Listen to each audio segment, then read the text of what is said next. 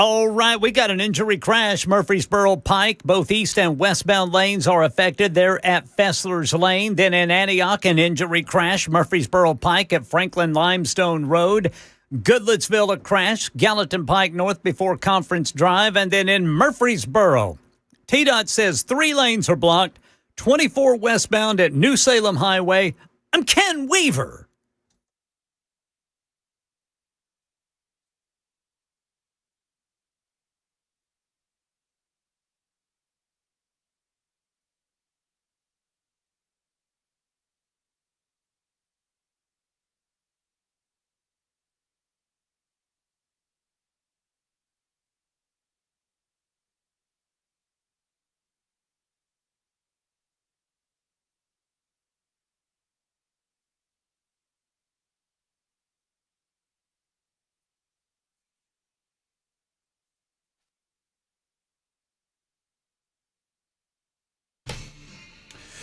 Hello, boys and girls. Welcome in. It is the Matt Murphy Radio Show, underway for another day and another week. Happy to have you with us. Thank you for spending some time with us, whatever time you're able to give us. We're certainly appreciative of it. We have 4 full hours, 240 minutes of what I hope to be talk radio excellence. We're on a variety of different platforms. I like to inundate you with those early on in the show. We call it the pleasantries. We get things lumbering under our own weight directly following said same. It is Monday, August 17, in the year of our Lord 2026. We're on iHeart, we're on TuneIn, we're on Spotify, we're on all of the apps. If there's news, talk, or information going on an app, we're on that app. And if we're not, let us know and we'll get on that app. We also have our own going, Super Talk 99.7 WTN. I got to get in my chair. I was almost falling on my seat. I'm so excited. Fall down in there, Brother Murphy. Weaver, I'm on the edge of my seat. In anticipation with this broadcast, we're going to have a good time today. I'm wearing long sleeves today, boys, because it was a little cool outside when I was out earlier today. I got to tell y'all, I feel like at 3 o'clock every day, and I'll say this right in front of him, 3 o'clock every day, I have to apologize for Ken Weaver and Chad Benson. Talking about the swamp ass report. They don't even, you know what? I feel like it's 126. Why don't we report on that? Oh, how about that? Boy, that would be some real swamp ass right there. Why is the way I feel about the weather less consequential than the way these stupid meteorologists feel about the weather? You did not go to school for meteorology. Yeah, a bunch of them didn't either. I got bad news for you. They did? Ken, did you go to weather school? No, sir. Oh, my life's a lie. Oh, I don't even want to talk to you right now, Jackson. Ken, I don't want to talk to Jackson today. I don't even feel like I know him anymore. And I lost faith over the weekend in the next generation of young people. I just hope this show is better than Raising Arizona. A low bar, but I think we can hit it. Oh, my goodness gracious. My word. Ken? My word. Ken, if we do it now, it's all we're going to do. We got to wait for it because let me tell you, it gets bad. Oh, Brother Jackson. It gets bad. I hated that movie. I think I chuckled twice. Hate's a strong word. Hey, I was so ready for it to be over. I get that there wasn't enough Andy Samberg and fart jokes and stupid. I get it. I understand that you have to have a little bit of an intellectual ability to understand humor. Fart jokes. We should really hold on for this. It's going to get worse from here, y'all. Yeah, we got to hold. Yeah. My boy did not like Raising Arizona. And I've stated it's one of my favorite comedies. And you didn't like Pop Star, and it's my favorite. I didn't hate it. That's true. I didn't. Well, yeah, because Pop Star is a good movie. I didn't come in hot talking about how I want to set Andy Samberg on fire. I never said I wanted to set Nick Cage on fire. Nick Cage has already been set on fire. So you got set up. Ghost Rider. Ha! Ha! Marvel. Was that a Marvel? Yeah. I never saw it. Come on, man. I never saw Ghost Rider. Anyway, we watched 2 movies over the weekend, Ken. 2 of them? Oh, yeah, it was a twofer. Well, we got to get them in.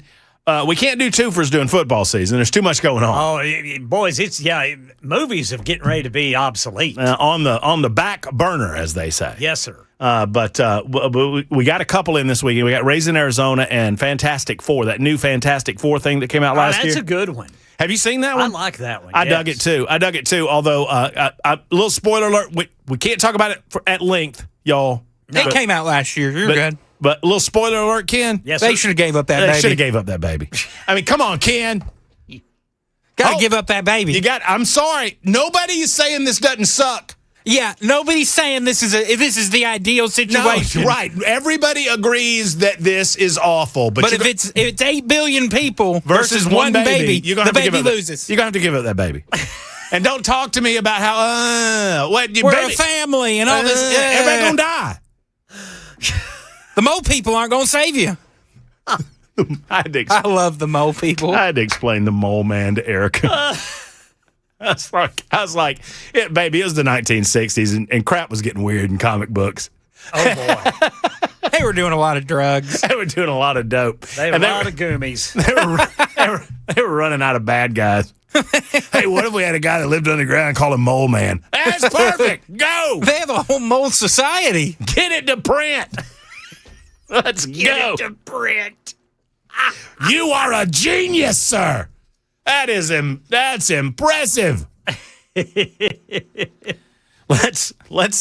Hey, I know what. Let's make a guy and make him really, really small and call him Ant-Man. Go, my lord, sir. Hey, You Ant-Man's have a great. gift. You have a gift. Have you sir. seen Ant-Man I've not. with Paul Rudd? I haven't seen most Don't of tell these him to things. watch it. He won't. It's excellent. Hey, he can make It's not me. a must-see, but it is a fun movie. It was all right. This fantastic. I would put Fantastic Four and Ant-Man on the same level. Yeah, it was entertaining. The aesthetics of Fantastic Four made the movie, in my estimation, because it had a really nice retro 60s aesthetic. Yes, I want one of those. Ken, you remember that record player that was circular, that it was all retro looking, and Yeah. you lived, I want one of those. Me too. That looked very cool. Anyway, more on that in the 6 o'clock hour. We do a little movie review in the 6 o'clock hour for those that miss it, and you're invited to be a part of that. Hope everybody had a good weekend. Everybody have a good weekend. Ken, you have a good weekend? Had a Yeah. good weekend, yes, All right. sir. Other Good. than the 90 minutes on Saturday, I sat down and watched Raising Arizona.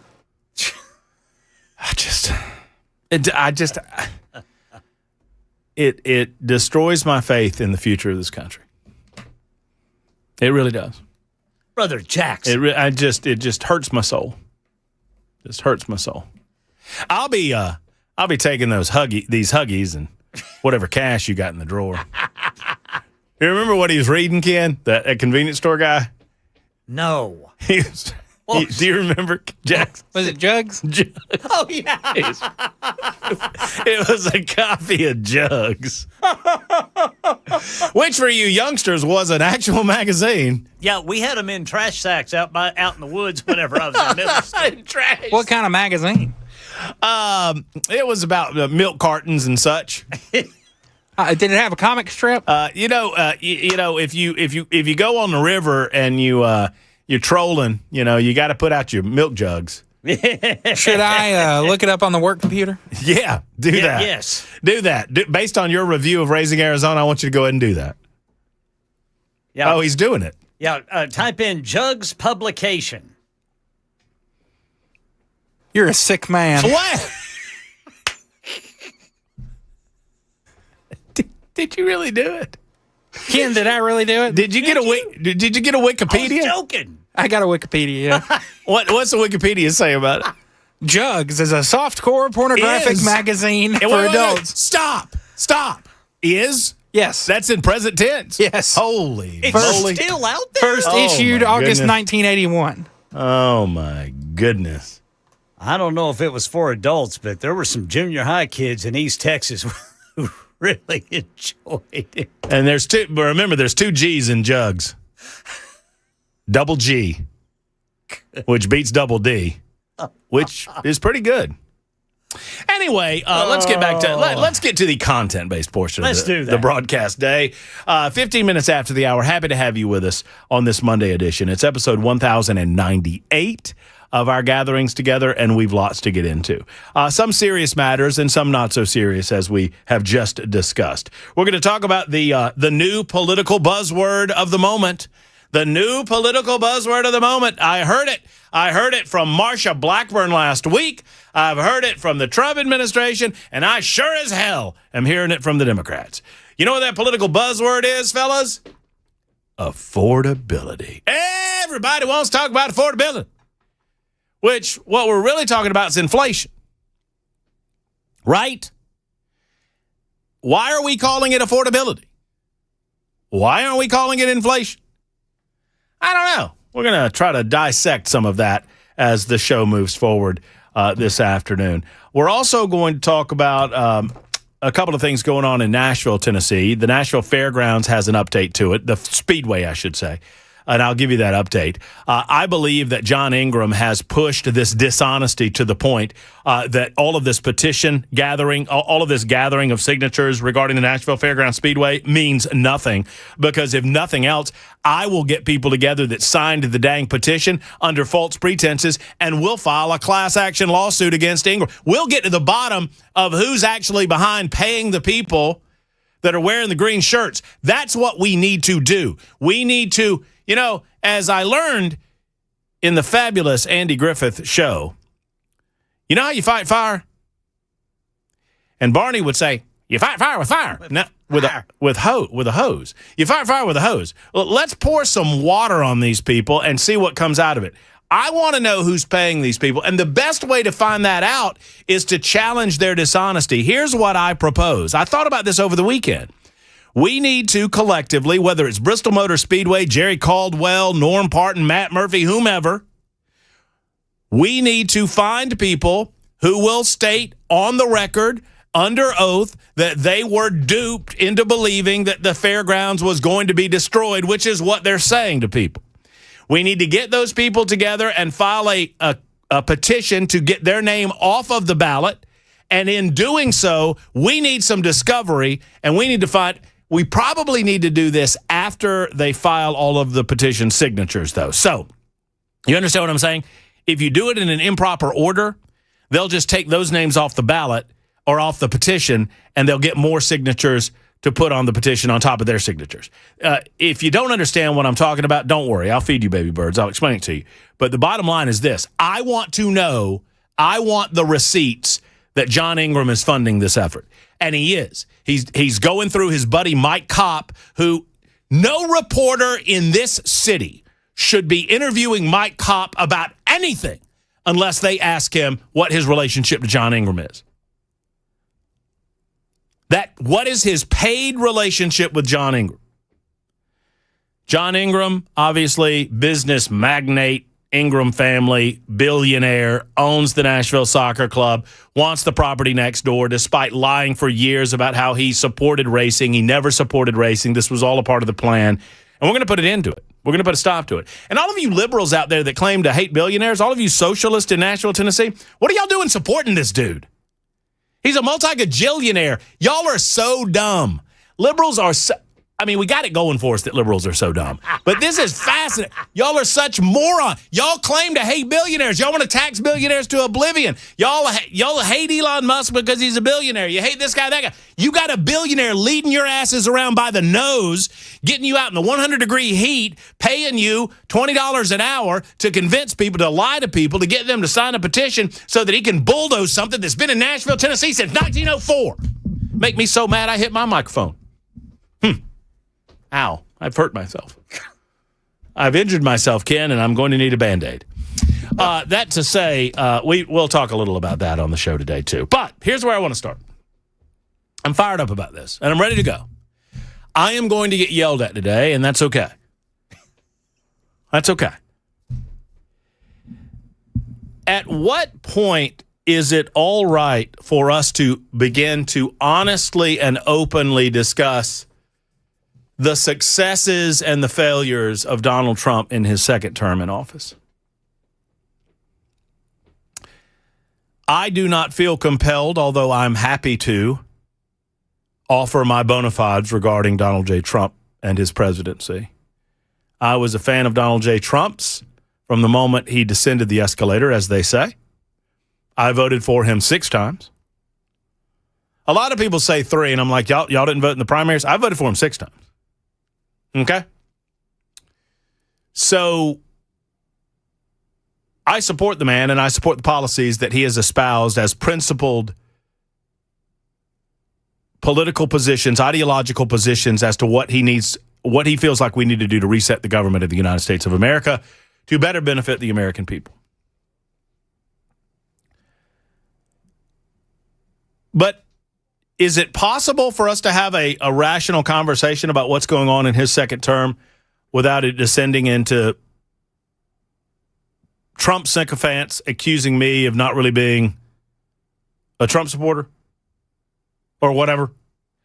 It just feels like we enter silly season really quickly when we attempt to dissect political issues involving our 45th and 47th president of the United States of America.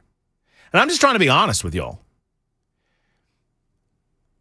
As a Trump supporter, I'm watching what's going on, and I feel like we're losing the script. We're losing the plot. And a lot of it has to do with Iran. A lot of it has to do with Iran. Some of it has to do with tariffs. And I would recommend, as politely as I can, that if you don't understand what tariffs has to do with the word affordability, then I don't think we're quite connecting the dots in the way that perhaps we should be connecting the dots. I'm not suggesting that we don't still have an opportunity here. I'm not suggesting that I'm giving up on my man. I'm not suggesting any of those things. I'm suggesting that perhaps it's time to have this conversation about successes and about failures in the second term. And what we can do to potentially course correct. Because Donald Trump said something over the weekend that bothered me greatly. And it's about you and me. We Trump supporters, we got told to sit down and shut up and suck it up and pay more and stop complaining by our president. We all did. And I've not heard a clip, at least in my memory, in my recent memory, that led me to believe that perhaps our guy was out of touch in the way that this clip seemed to me. And it's about pricing. It's about affordability. It's about gasoline. So I'm wondering if we can have this conversation without it immediately descending into, you suck, you never supported Trump. That's not what any of this is about. This is about supporting every single principle that Donald Trump came into office with in 2017 and every single principle that he seemed to come into office with in 2021 and, I said 2021, pardon me, 2025, and how we seem to have lost the plot line on some of these. What inspires me, two things. Number one, the clip over the weekend that I'm going to play for you in the next segment of the show. Number two, that we are now at 60 days of this memorandum of understanding, and we've been told repeatedly that we have destroyed Iran. We've completely dismantled them. We've been told that their nuclear capabilities is in shambles. I understand that the mainstream media is not honest nor fair. I understand that they're not going to play fair. I understand it because I've been dealing with it for 26 years, since I first took seat behind a microphone and began a talk radio career. But I also understand that the grown-ups need to get beyond that and talk about what's really going on. And I can only be told so much that we've won when we clearly have not. I can only be told so much that we've accomplished our task when we obviously have not. Donald Trump said earlier today that we could take the Strait of Hormuz if we wanted to. My question is, then why don't we? Sir? My concern regarding Iran, and I expressed this at the beginning of the conflict in early March. I gave it about a week or two, and then I was like, I'm concerned that once we are up to our knees, we will not be able to extract ourselves in a way that is acceptable for the American people, and we will continue to struggle to do so, and in doing so, we will bury ourselves deeper and not be able to call it a victory and not be willing to do what would be a victory. That is not anti-Trump. That is not anti-American. That is honest, reasonable analysis, in my opinion. And I'm willing to hear yours.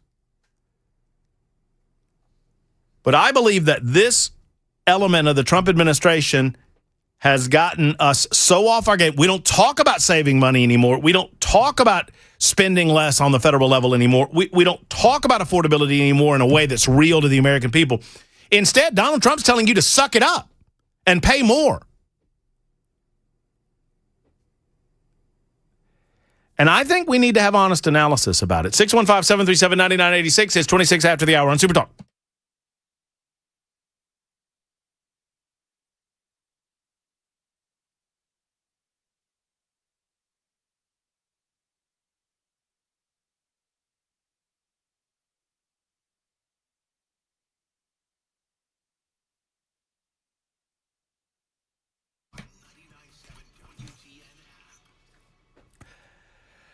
Hello, friends. It's Matt Murphy. When it comes to your health, you want to know, right? You don't want to wonder. You don't want to question. If you have something going on, you want to understand what's going on, especially if it's on the inside of your body. Well, that's where our friends at Kraft Body Scan come in. The idea of knowing versus not knowing. Look, I don't want you to wait for noticeable symptoms. I want you to go right now. Now, that's a difficult thing for me to ask you to do. Hey, guys, there's nothing going on with your body. You've not noticed any symptoms, but how about you go and you get checked out? Well, the reason that we say that, most issues that happen inside of your body can be seen through modern technological techniques like CT scans, like Kraft Body Scan, before you feel symptoms.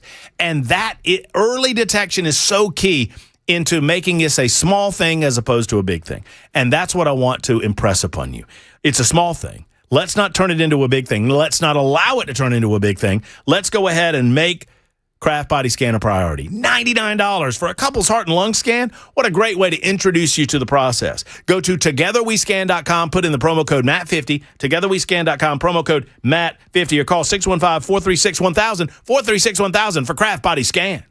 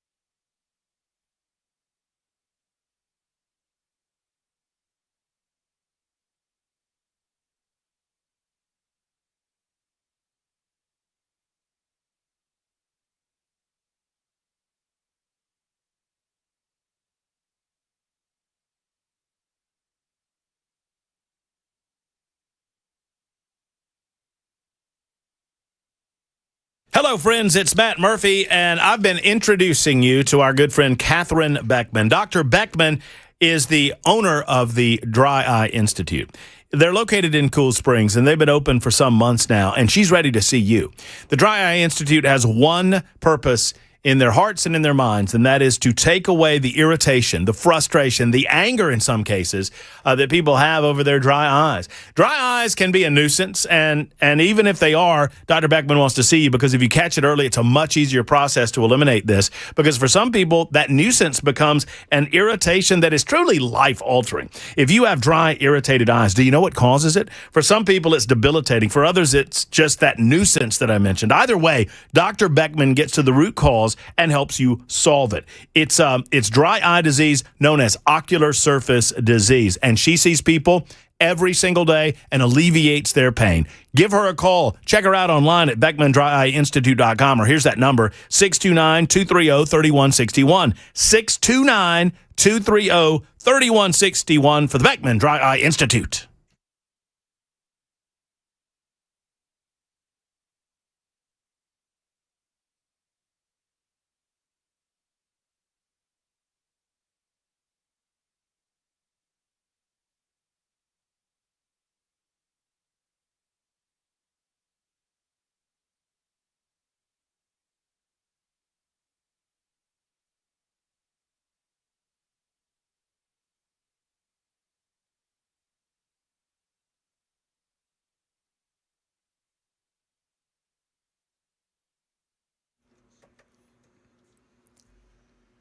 I'm Ken Weaver with your top stories. We've got some severe thunderstorm warnings to the south and east of Nashville. Right now, a pretty strong thunderstorm between Sparta and Crossville, and then McMinnville getting some of that activity. Severe thunderstorm warnings, nothing tornadic, and the warned area part of a broader severe thunderstorm watch until tonight. Everybody in Middle Tennessee is under at least a marginal risk of severe weather today, but it looks like East Middle Tennessee is the one really under the gun.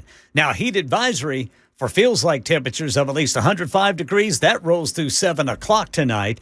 This severe weather potential runs through 8 o'clock tonight. Full forecast and traffic coming up in 4 minutes. Nashville's Winter Storm Response Commission, appointed by Mayor Freddie O'Connell's, released an interim report. The report says the city's Office of Emergency Management performed well overall, but lacked clear planning and communications. And commissioners are recommending an outside review of that agency's structure, staffing, and funding. The report also criticizes Nashville Electric Service, citing outdated technology, poor customer communication, and delays in bringing in outside crews. And it's been 60 days since the U.S. and Iran signed that memorandum of understanding that was billed as the first step to wind down the war in Iran and renegotiate a deal regarding Iran's nuclear program, but no progress has been made.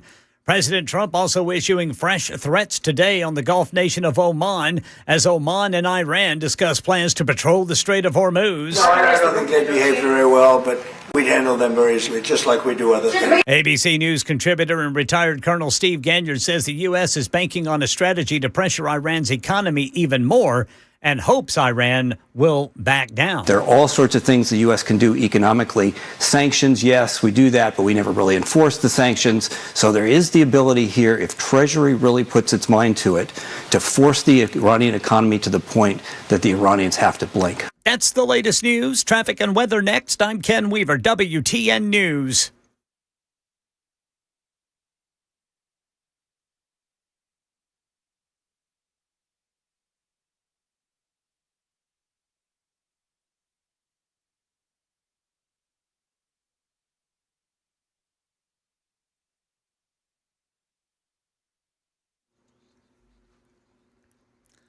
Antioch got a crash on the right shoulder, 24 westbound before Hickory Hollow Parkway. In Bellevue, an injury crash, Old Hickory Boulevard at Highway 70 South.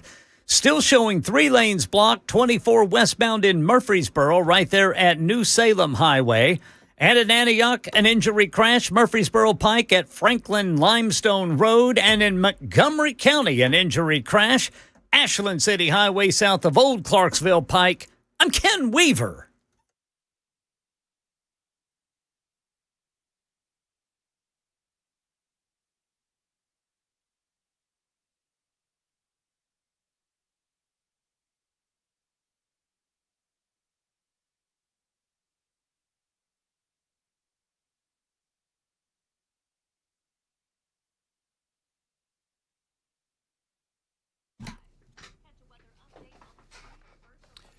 When you hear the word Dickens, what do you think of? Well, what I think of is professionalism. I think of Toro zero-turn riding mowers. I also think of the incredible 7 separate locations that they have to serve you. Mow big lawns in less time with Toro zero-turn riding mowers. They feature Pro DNA, giving you the same cut quality and reliability as commercial mowers for a professional-looking lawn without the professional-looking price. At Toro's unique MyRide suspension system, you keep comfortable over the roughest terrains, and you can ask about 0% financing offers available for you at Dickens Turf and Landscape Supply. It's where the pros go. And why is that important? Because the professionals know where the quality is. If you're looking for parts, products, and the best advice in the business, your one-stop Toro shop, Dickens Turf and Landscape Supply. We're in the thick of it. We're in the heat of it. Let's get to it. Online at DickensSupply.com. That's DickensSupply.com, or 7 convenient Middle Tennessee locations. Nashville, Bellevue, I should say, Murfreesboro, Brentwood, Mower, Hendersonville, Mount Juliet, and Franklin. Easy for Murphy to say. It's Dickens Turf and Landscape Supply online at DickensSupply.com.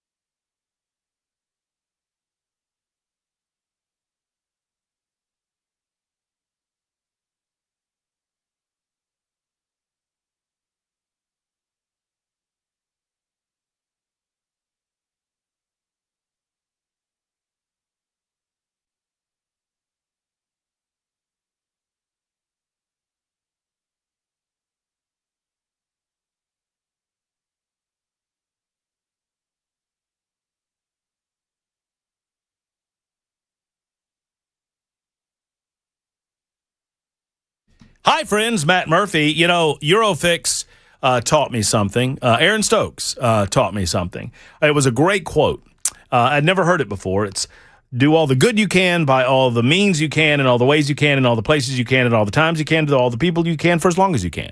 Aaron Stokes lived his entire life with that motto. He did it for over a quarter century, and Eurofix continues that tradition of quality and excellence. At Eurofix, they repair European vehicles at below dealer pricing. What sets them apart? Not just price, although price is pretty cool. It's a deep commitment to quality that keeps you off the tow truck and on the road. A 3-year, 36,000-mile nationwide warranty. A free 15-minute no-wrench inspection. Rental cars available at every appointment. That's what it's all about, friends. Locations in Nashville, Franklin, Murfreesboro, Brentwood, Belmead, and Mount Juliet. It's Eurofix. MyEurofix.com. That's MyEurofix.com, or 844-EUROFIX. That's 844-EUROFIX.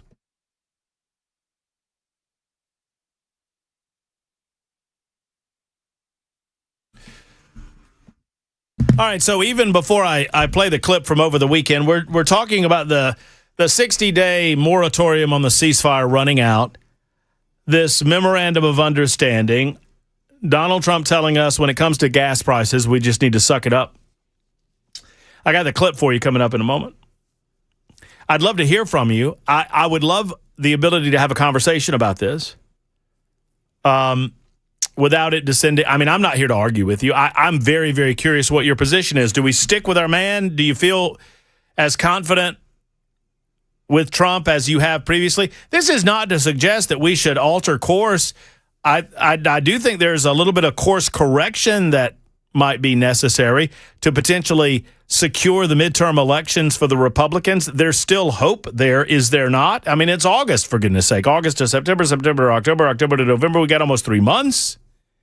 Do we still not have some hope that we're going to hold on to the House and the Senate and continue the baseline? Let's say the baseline Trump agenda, which is the one that was promoted in 2017 and the one that was doubled down upon in 2025. The baseline agenda. If you are illegal in the country, you need to go back home.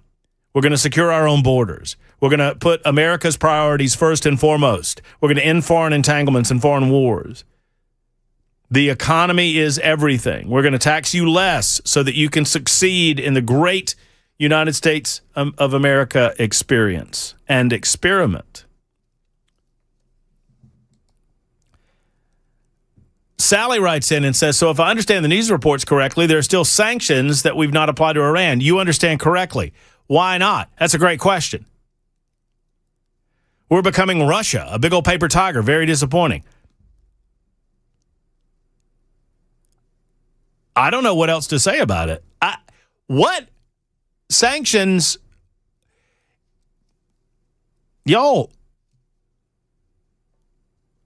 outside of I trust Trump and I'll always trust Trump and I don't care what anybody on the radio says or I don't care what analysis. I mean, can we have a reasonable discussion about what's going on here?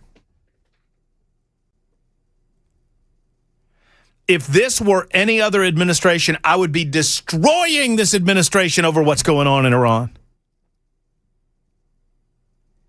And don't just tell me over and over again we have to eliminate their nuclear ambitions. You do that with bombs. You don't do that with this. And the Strait of Hormuz matters. And if we can take, if we can take over the Strait of Hormuz, take over the Strait of Hormuz. I don't have a problem with that. If you want to make it an American territory, make it an American territory. I don't have a problem with that. Stop talking about it and do it. Now, that's Murphy. Don't let my tone deceive you.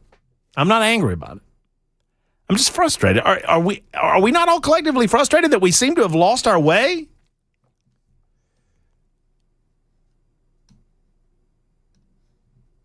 Pat says, do we not stick with our man? We elected him for 4 years. He knows things you don't. Midterms matter. Pat, I agree with you 100%. We're going to lose the midterms because of comments like we need to suck it up and just pay more at the pump because, I mean, I'm not abandoning the principles that I got here with. I'm telling you that I came at this with we need to entangle ourselves less in the Middle East. We need to make this about the United States of America. We need to look inward. We need to bring manufacturing back to this country. We need to get the illegals out of this country.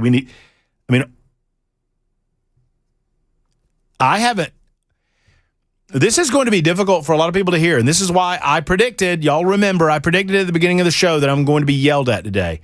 I haven't changed,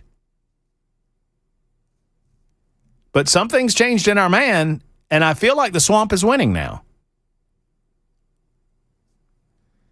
All right, real quick, the comment that got me thinking along these lines happened over the weekend, and it was Trump talking about Iran and not looking back and not feeling like he made a mistake. Here's our president, and you can watch this video if you're watching on YouTube, Facebook, Twitter, Twitch, Rumble. Here's the president of the United States of America. So I just say this. So for you to pay a tiny little bit more for your gasoline, just remember, you're doing it so that a very evil country cannot have a country. Really, it's the number one state sponsor of terror in the world. We don't want to have them have a nuclear weapon. So remember that when you have to pay a little bit more, you're at $4. It's okay. I mean, it's I'm not. I'll never apologize. I did the right thing. So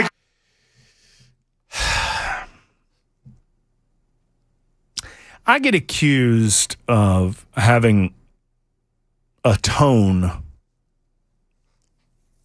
a lot. And I know that.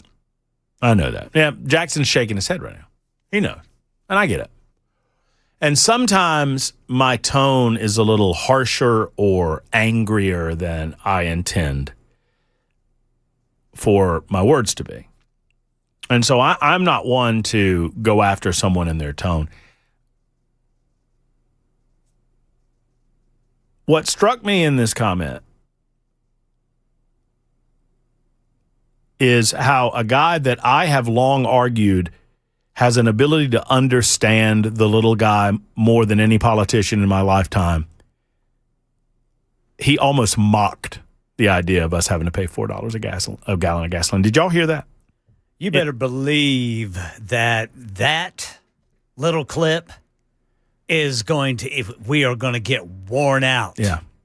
I mean, from that clip. I don't think I'm the only one, and I'm not asking you to agree with me or disagree with me or anything like that, Ken or anybody else. But am I the only one that, I don't think I'm the only one that hears it in his tone. I mean, just listen. just say this. So for you to pay a tiny little bit more for your gasoline. It's that. Yeah. That's what it is. For your gasoline. Y'all, this guy has been rich for most of his life. I mean, rich beyond our understanding of rich. Yet, I have argued for the last 10 plus years that he better understands the little guy when he walks into a room with the little guy in it than most of us. That he is able to tap in and connect with people, which led him to be president of the United States of America twice.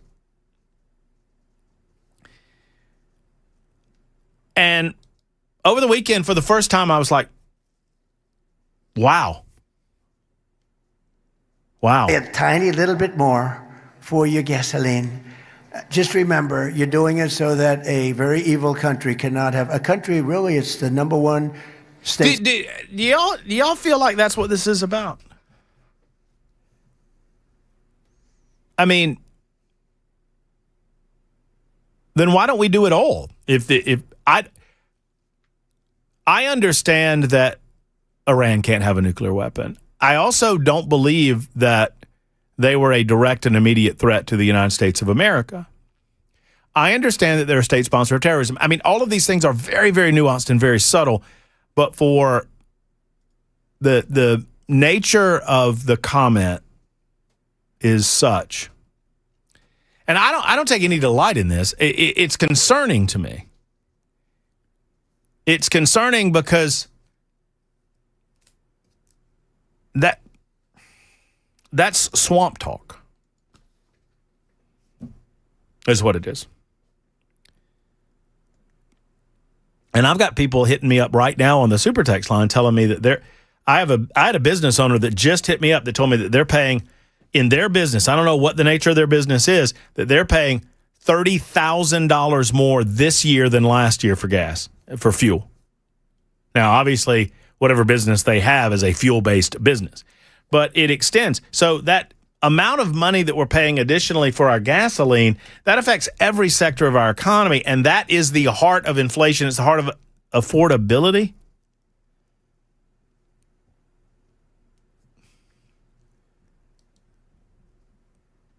And then, 1221 says, Trump is absolutely right. Unfortunately, we've become a nation too weak and selfish to agree that paying a little more at the pump to rid the world of a great evil. Well, 1221, I'd be willing to agree with that premise. We haven't rid the world of anything. And we don't seem to be willing to do what is necessary to rid the world of anything. If Iran is that great of an immediate threat to the United States of America, why don't we blow them up?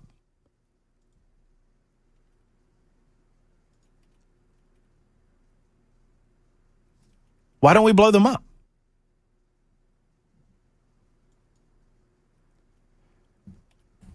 I don't, and if he really means that we're going to have to suffer, then blow up Karg Island.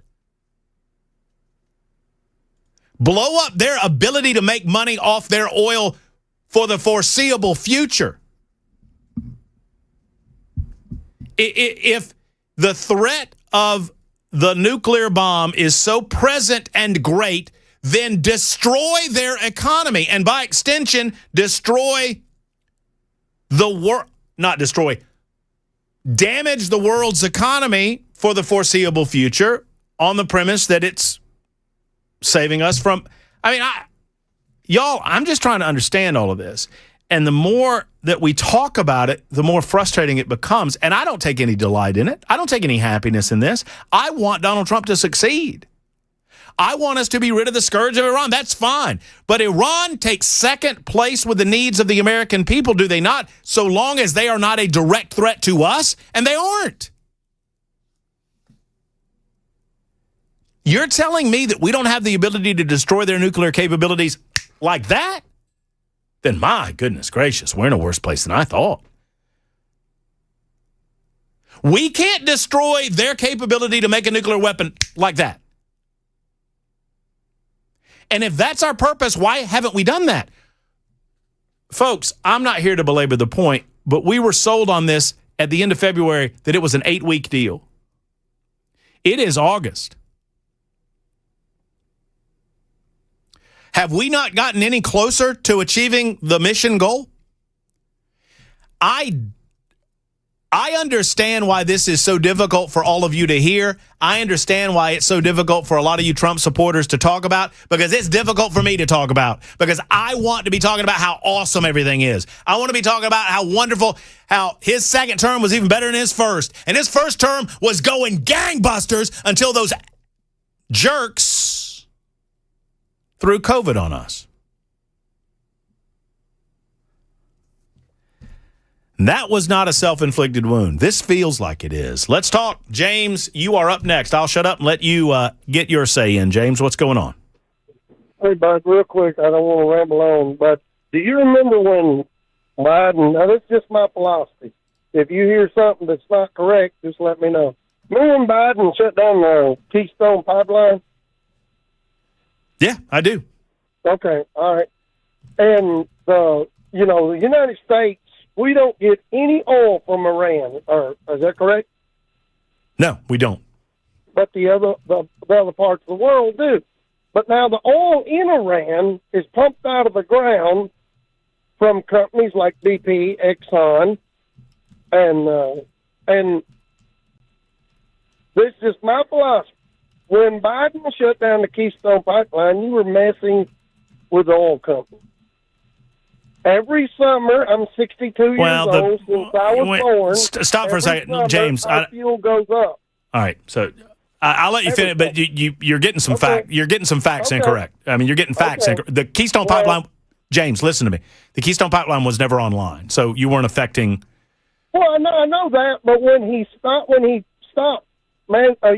building of it. What I'm saying is our government, and God knows I'm still for Trump 100%. Me too.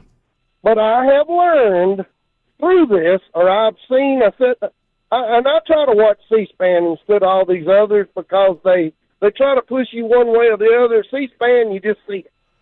You develop your own opinion. But when he shut that down, he pissed off the fuel people. Our country is not ran by Donald Trump. Our country is not ran by our Senate and our House. Well, and one day somebody's going to understand this.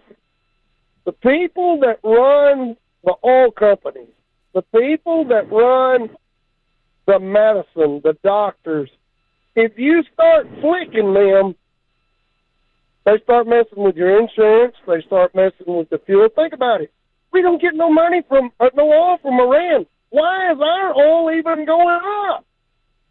It's because you're over there playing games with their oil. Yeah, I mean, it's because oil is. Excuse me, money to James. the Republicans or the Democrats. James, can you not hear me? Can you not hear me? Yes, I hear you. Okay. I was going to answer. The reason that oil is going up for us is because oil is a global commodity. It's not a national. That's what I should have said that. But what I'm saying is oil has gone up in my 62 years every summer. And we had war every summer. Now, do I know that, they're putting it on that, and that's part of it. It is part of it. But I'm going to tell you what, if anybody listening to this, when we went over to Iran, our fuel was at around $2.20 a gallon. If it goes back to $2.20 a gallon, after we get out of Iran, whenever that is, I don't care what it is, I live in Lebanon. Meet me at the city roundabout and bend over, because it ain't never going to happen ever, because the oil companies run the world. They tell the politicians, you shut up. As long as you do not mess with us, we will back you. Both parties. So in your opinion, so what I hear you saying, James, I don't want to put words in your mouth, but so what you're saying is when the Democrats win, it's because the oil companies let them. No. Well, hold on, James. Don't have any preference. James. Oil companies don't have any preference. Well, who do you believe is more consistently in line with their world ideology? Conservatives or liberals? Republicans. Okay. Republicans. So then why do liberals win elections? Well, because you couldn't win legally, so you opened up the border down there. So you wanted them to come in. You gave them new phones, new clothes, Wait. homes, and that's how they're if they win, they're going to do that. That's how they're going to win. So That's the only way it happens. That's the only reason it happens. Well, James, I'm not trying to talk over you. I'm just trying to have a conversation. I'm just trying to understand where you're coming from. So the oil companies run the show, and they allow these politicians to get elected and do what they do. They give money to them. Now, how they disperse the money. Well, you said they run the show. I'm just basing. Well, what I'm saying, if you think about it, if the politicians didn't have that oil money, either party. Well, I mean, depending on the day. Well, I mean, understand my perspective though, James, and I understand where you're coming from. But from my perspective, depending on the day of the week, the oil companies run the show, the pharmaceutical companies run the show, the Jews run the show. I mean, it's always someone different running the show. I would suggest that we, the people, still run the show, in as much as we do have a vote, unless you don't believe that the votes matter anymore. And if you don't believe that, then I understand that. But, James, I appreciate the perspective. I understand that oil is big business, and big business has a lot of say into who gets elected to the presidency of the United States of America. It's 56 after the hour on Super Talk.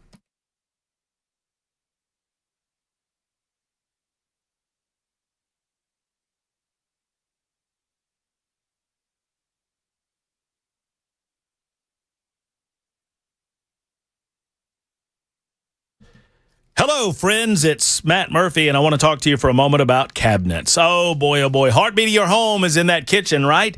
I mean, that's where all the action happens, whether it's Thanksgiving or Christmas. Let's talk about Thanksgiving and Christmas for a minute. Or, fall celebrations, Halloween, whatever it might be. There's time. It's the middle of August. You have time to get to Timberland Cabinets and to get that kitchen of your dreams, those bathrooms of your dreams, that laundry area of your dreams, wherever there's cabinets.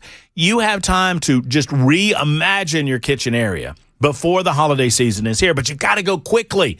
I mean, it's not going to take forever, but it's going to take a minute or two to pick out those cabinets, to pick out the accoutrement, if you will, the floors and the countertops and all of those things. And your journey starts with Timberland Cabinets. Make the call that so many others have made to Timberland Cabinets. You'll be happy you did. They've got the variety, the styles, the customization that's right for you and your family. High-quality kitchen cabinets with all the specialties without the high prices. That's what it's all about. 931-499-7170. 931-499-7170. Located in Columbia. Go by and see them.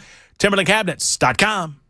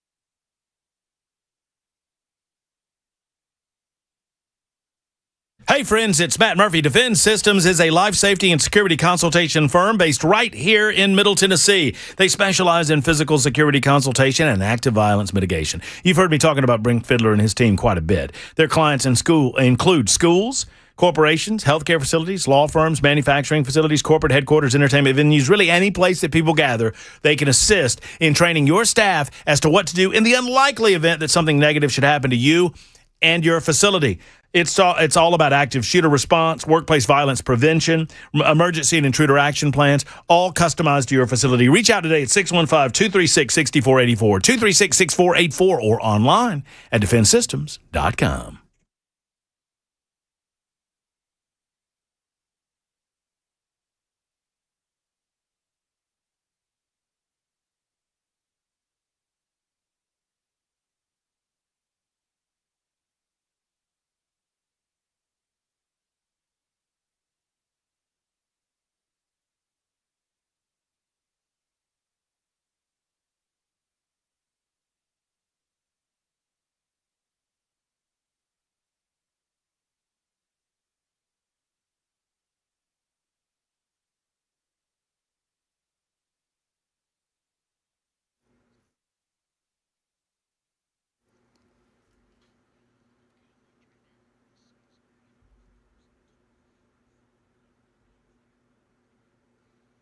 I'm Ken Weaver with your top stories, and we're dealing with the potential for some severe weather until about 8 o'clock tonight here in Middle Tennessee. Now, some of us already getting it in the form of severe thunderstorm warnings. They had them for McMinnville. Sparta was dealing with that. Crossville dealing with that. All of this in East Middle Tennessee.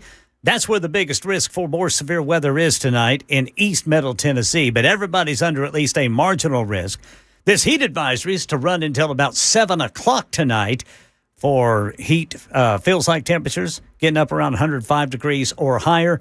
But after these storms and after today, or rather tonight, we're supposed to cool off a little bit from these triple-digit temperatures that we've been experiencing for about the past week now.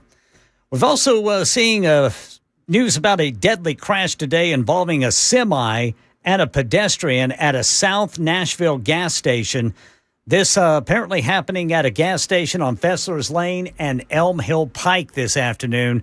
The semi running over the pedestrian dead. No word on the semi-truck driver or the circumstances around that. Also, a Metro Commission examining Nashville's response to January's ice storm is urging improvements in communication between Nashville Electric Service and city government. The report says emergency operations should be reviewed to ensure the city can respond effectively to future disasters. Commissioners also found a need for stronger outreach to community groups, vulnerable residents, non-English speakers. This commission, put together by Mayor Freddie O'Connell, led by a former Mayor Phil Bredesen, is to put together a final report for Mayor O'Connell by February 23rd of 2027. And it's been 60 days since the 60-day memorandum of understanding to wind down the war and renegotiate Iran's nuclear program, but that deal collapsed within days. And today, President Trump is issuing fresh threats on the Gulf nation of Oman as Oman and Iran discuss plans to patrol the Strait of Hormuz. We get more from ABC's Karen Travers over at the White House. Iran has said today that they are getting close to a final agreement where those two countries would figure out a way to manage the Strait of Hormuz. The administration, of course, has maintained that this can be under control of no country, despite the president in recent days saying the United States controls it and even suggesting that he would try to make it a U.S. territory. He did not, of course, explain how he would do that, and Iran pushed back very strongly, saying this is in Iranian hands. That's the latest news, traffic, and weather next. I'm Ken Weaver, WTN News.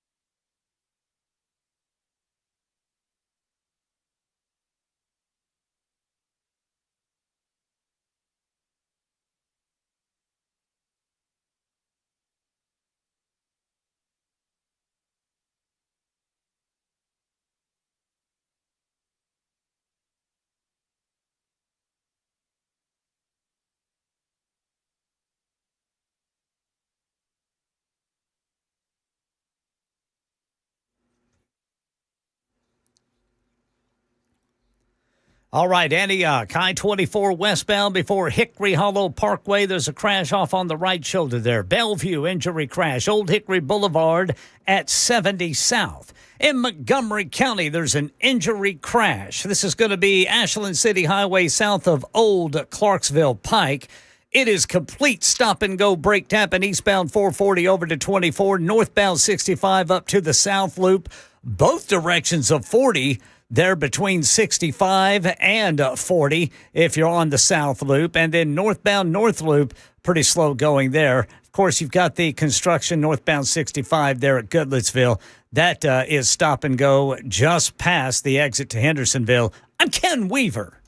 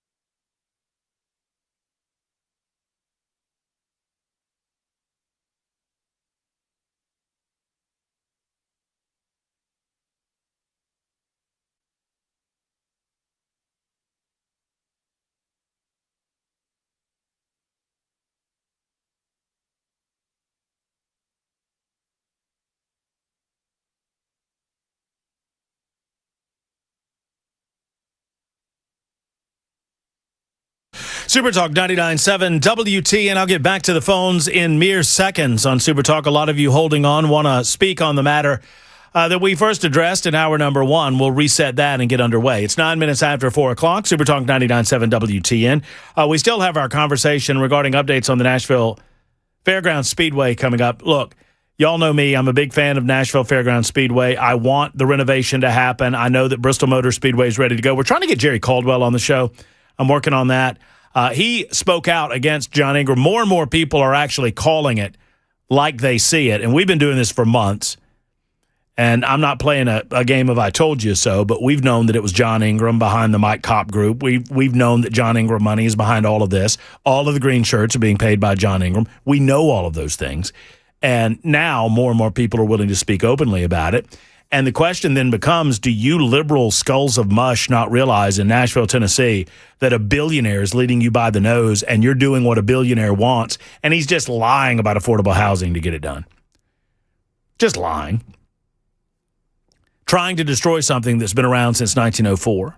Trying to destroy something that has given so much to so many families in this community, and that's the Nashville Fairgrounds Speedway. Whether you like racing or not, whether you give a rip or not, this is about the big boy getting his way, using his money to get his way, and destroying something that's been organic in this community for well over 100 years, going on 125 years. So that's on that. And I do believe that we need to let this play out, let them get their petition signatures, let them lie about it. Just remember if you were lied to, remember if they told you, oh, the fairgrounds is going to be destroyed. Remember that, because we're going to file suit against the Ingram people in some court of law somewhere, and we'll get discovery going, and we'll figure out where the money's coming from, and then we'll expose John Ingram as the liar that he truly is. And that's what you have to do to combat this. In the meantime, we're discussing our president, Donald Trump, and some of the comments that he made over the weekend. Let's reset that with this comment. This is the president from over the weekend, where he spoke about our frustration with the Iranian conflict and gasoline prices. So I just say this. So for you to pay a tiny little bit more for your gasoline, just remember, you're doing it so that a very evil country cannot have, a country really, it's the number one state sponsor of terror in the world. We don't want to have them have a nuclear weapon. So remember that when you have to pay a little bit more, you're at $4. It's okay. I mean, it's, I'm not. It's not okay. I mean, it's not okay. And it's not okay for a lot of families. And it's not okay when it could be less. So I will, y'all know where I'm at on it. It doesn't make sense to me. I do not believe that the Iranian nuclear threat was at a point that we had to do this in the way that we did. I'm not trying to nitpick it. The president did not run on this. And, a lot of the goalpost moving that I see happening, because I understand it, it's human nature. You want to support your guy. I want to support my guy too. And in order to support our guy, we have to move the goalpost a little bit, because he said no more wars, no more foreign entanglements, peace. And now we have this going on, and you're like, well, why was this so important? And so now you have to say, well, they've been at war with us for 47 years. Pete Hegseth said that on the floor of the United States Senate. He said, oh, they've been at war with us for 47 years now, or whatever it is. Okay. Well, then why didn't we run on this? It does matter. It will matter for the midterms. It does matter for the economy. It impacts everything. And I'm wondering if we can talk about the second term and how it's going. I want it to go well. I do. I believe in it. And I believe the interests and the desire is there. I just, without it getting nasty, can we have an honest conversation about it? Or will it just turn into, oh, you're not Trump, you never, I just have to use the brain that God gave me to analyze these things in a manner that seemed consistent with intellectual honesty and integrity about my personal ideology regarding politics. The greatest existential threat that we face is our inability to stop spending fake money. And sadly, while we gave lip service to that at the beginning of the second term, the swamp won. How many times have you heard about Doge lately? But you know what we are doing? Anyone that suggests that maybe we're overspending a little bit, particularly with our United States military, whew, you get called anti-American. We're spending fake money. We're $40 trillion in debt. $40 trillion. That's grown. It's doubled in 10 years, guys. It's doubled in 10 years. That's a lot. Jim is next. Hey, Jim, glad you called. Hey, Matt, how you doing? I'm doing well, Jim. I hope you are. Yeah, just trying to see if we can have a rational discussion about an irrational situation. All right. I think what we're hearing in Trump's voice is a bit of frustration. I mean, here's a guy who's as a real estate developer, he's learned that money, power, and influence can get things done quickly and efficiently, and you get what you want. And now I know he didn't run on it against Iran. I don't know what he found out that made him change his mind, but we are where we are. What he's tried to do is what every leader of every country has tried to do when it comes to war. I mean, how many wars have we had where the president says, "Oh, we'll be over there. We'll be back in 2 weeks. We'll be back in 2 months." This is what every president says about every conflict in the history of America. It's going to be real quick. Well, the only one that ever happened was after Desert Storm, and that turned into a little bit of quagmire anyway, as well. But anyway, he thought that if you just knock out the guys at the first two levels of government and then use your power and influence and take away their money, any rational government will see that they're beaten and will make a deal. But what he's finding out is they really are irrational. They are Muslim fanatics. I mean, the President Ahmadinejad ran on, when he was elected president of Iran, he ran on the issue of bringing back the 13th Imam, which is a situation where the entire world has to be fighting against the Muslim world. These people believe that that is their second coming of Christ. They believe if the world is attacking all Muslims, there's a grand war between Muslims and the rest of the world, the 13th Imam will come back and save Islam. So he didn't think they really believed that because that's so irrational. Only a maniac would believe that, but they do. And it's been harped in their brains for 47 years. And after you take up the first two levels of government, I mean, if you keep going after the levels of government, it doesn't look real good on us. So I think that's why he stopped, because he figured, well, they've seen our power, they've seen what we can do. Everyone else is back down. He's been winning a lot, so he thought he was going to win this way. But these people are absolute fanatics, and the Quran and other Muslim writings gives Muslims permission to lie. I mean, think about that. If the Bible said lying's bad unless it furthers Christianity, how many Christians would start lying? I mean, it's called Taqiyya, Taquyya or something like that. I don't know the exact spelling, but Arafat did that when he made a deal with Israel. And the Arab said, how can you possibly make a deal with Israel? And he looked right in the cameras and he said, Taqiyya. And the Muslim world went, oh, we know what you're doing. So this is not a religion. This is not a government that we can deal with on a rational level. All they know is force. But the American people are not going to go for just pounding the living crap out of a country and killing off leaders and killing off governments. There are repercussions for that. And I think that's where, not necessarily the swamp, but the normal rational people would say, well, we can't keep doing that. And so now he's gotten to the point where he has used every tool that he has had success with in the past and all other situations, and none of it is working now. And he has to do something. And the answer is he's getting. I won't say. I think it's a quagmire. I think we're at a breaking point here. That something big has to happen. Normally by this time the people would have stood up, but you have a murderous government. Tens of thousands of people. Their army will kill the people, and the people are unarmed. Or they're not armed. So I think it's frustration. The big picture. He's doing big picture issues, and he's trying to extend this big picture, communicate this big picture. Well, but Jim, so can I respond? So, is it not then correct for Trump supporters like myself to blame him for this? Yeah. I'm not trying to be. You know what I'm saying? I don't disagree with everything you just said, but I would say that it's a noble cause. Should we not have understood some of these factors, going in? I understand that some can call that hindsight or whatnot, but it's not like these were, new people and that we didn't understand. I mean, I think we had an understanding of their religious fanaticism. At least I believe that we did. But Trump is cocky. He believes that he can settle any situation because he was on a pretty good winning streak up to that point.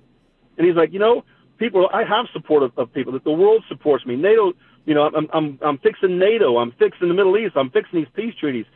He just got cocky and he said, "Let's go for the big one. Let's go for Iran." Well, I understand that, and I don't know what comes next. But here's what I don't think helps. I don't think him wagging his finger at the American people for hurting over gasoline prices helps him. Exactly, that's a Jimmy Carter move. He shouldn't. Yeah, I agree with him on that. Yeah, what was it? The great malaise. What did Carter call it? Yeah, I mean, yeah. The problem is you people are too depressed. The beatings will continue unless morale improves. Jim, I think it's a well thought out call, and I'm glad you brought it up, and I'm glad you called. I'm going to run. I'm going to get to a few others before I get. Well, I'll get to one other before I get to a break. Taylor is next up, 20 minutes after the hour of 4 o'clock. Hey, Taylor, how are you? Too depressed. Okay, Taylor, you got the radio on. What you got to do is turn that radio down and listen on the telephone. And if you listen on the telephone, that's going to help you out because it'll avoid the confusion there. Christine is there as well, brokering an honest, open conversation about the second term of the President of the United States of America. I mean, BBB was good, right? I mean, we had some wonderful things that happened, and then this year happened, and this year's kind of sucky. I mean, is that fair? That this year's kind of sucked? I mean, I don't think that's unfair. 21 after the hour.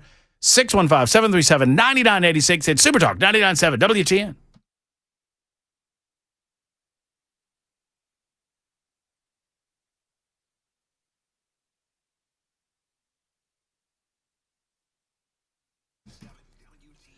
Friends, Better Water. Oh, I used them this weekend, boy. I was watching I was watching a movie in the downstairs basement area where the big screen television is. And I went over and had a little brown water and a little branch coming out of my incredible reverse osmosis filter from Better Water LLC. That's what it's all about.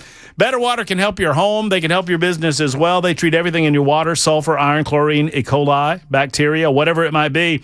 You get a full range of water treatment options from that reverse osmosis unit that I have under my sink to specialized filters, UV lights, you name it, they do it.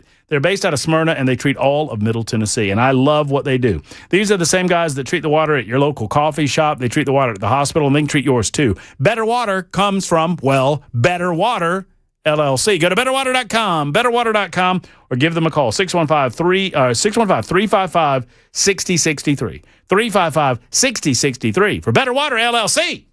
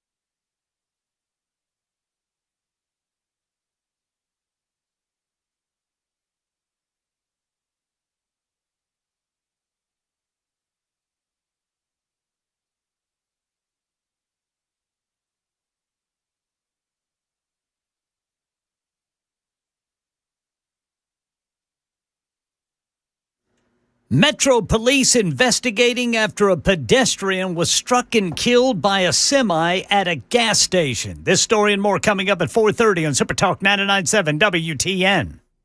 That's tough. That is tough. Yes, sir. No right turn on red would not have helped, I don't think.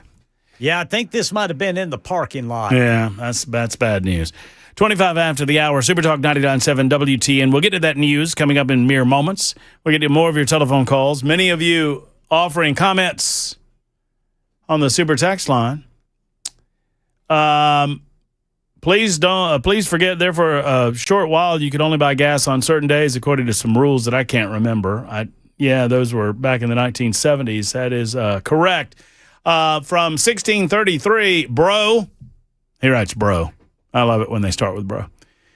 None of us all think that Trump is perfect, that everything he does is perfect. This little war that he's got with Iran is not going as planned. I guarantee that they've thought of a lot of stuff. Everything that you think about, I guarantee they've already thought of, but sometimes things don't work out.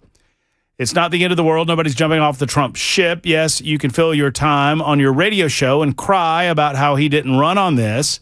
And yes, we all know that, but things happen in life that you don't plan for. And I think you would already know that as an old man yourself stop clutching your pearls. We all know it doesn't look good for the midterm. I'm sure Trump knows that as well. I'm pretty sure they want to get this done and over with. One thing that he does have going for them, the war is not going as planned. The Democrats are lunatics. They're Yeah, I mean, we do have the Democrats going for us. They are lunatics. I'm an old man myself. These Iranians have been messing with us since I was in the 4th grade. That is a relatively new talking point. Hey, this has been going on since 1979. I'm not clutching my pearls. I am simply analyzing where we are. We're 60 days since the, quote, moratorium or ceasefire. We're going on. I mean, we're well into year number 2. We're almost at the halfway point of the presidency. I mean, and if you factor in the lame duck nature of Donald Trump in 2028, then I would suggest we've got about a year or so. If we win the midterm elections, and that's a huge if. I mean, if and I say we because I vote mostly Republican. I'm not a Republican, but I mean, I'm a libertarian, so I don't belong to the political party. I don't belong to any political club that would have me as a member. That said, I align myself with conservatives and Republicans because they have sense. So if conservatives / Republicans win the midterms, then you've got at best about a year for policy making. If the Republicans lose the House and or the Senate, then it's over for Trump's term. He will. I mean, y'all understand. I mean, I know you understand that. You're the smartest listening audience on planet Earth. If we lose the midterms, then we need to be thinking about regaining those and what we potentially can get done. I mean, there's not a lot that Donald Trump can get done through executive order that he's not already done. So you're just playing defense at that point. So gone are the opportunities to cut spending, although that's not really been a priority of the Trump administration. Gone are the opportunities to continue the deportation efforts. The House will probably try to put a kibosh on that should the Democrats win the House. I mean, I'm just trying to look down the road and asking you to do the same thing and analyzing the news of the day. It's what we do on Super Talk 99.7 WTN, or at least it's what I do on the Matt Murphy Show. Christine is next. Hey, Christine. Hey, how are you? Doing well. Listen, I think I'm no expert by far, but I really feel like Trump's hands are tied because of the Arab nations talking in his ear. They don't want him to just annihilate Iran. And I really think that he's got pressure on him from the other Arab nations surrounding that area out there. That's what I feel is going on. I'm frustrated. I'm tired. I'm tired of this. I voted for him back because we all had more money in our pockets back then. All of us did. This is hurting everybody. I don't care what walk of life you are. But I'm very disappointed. But I see the predicament that's there, and I don't think he's going to really talk about that. Yeah, I mean, that's a good analysis. I imagine that they understood that they could not destroy the oil-based infrastructure of the Iranian economy even going into this because it would be such a disruptor on the worldwide oil market. So I would like to believe that they had kind of baked that analysis into the cake prior to deciding to do what they've done. I mean, I think, it's been said, I think it was James. I'm not sure if it was James. Thank you, Christine, for the call. I got to run the news. Who said, they believed or they sold us on the 6 to 8 week time frame. When it got to the point of Donald Trump, I think he was trusting his advisors. I think he was trusting people around him. I think his intentions were solid in what he was trying to accomplish. He was sold on the idea that he could achieve a level of permanent peace in the Middle East, which is a wonderful thing in concept. And the reality has not allowed it to happen so much as of yet. 31 after. Super Talk 99.7 WTN.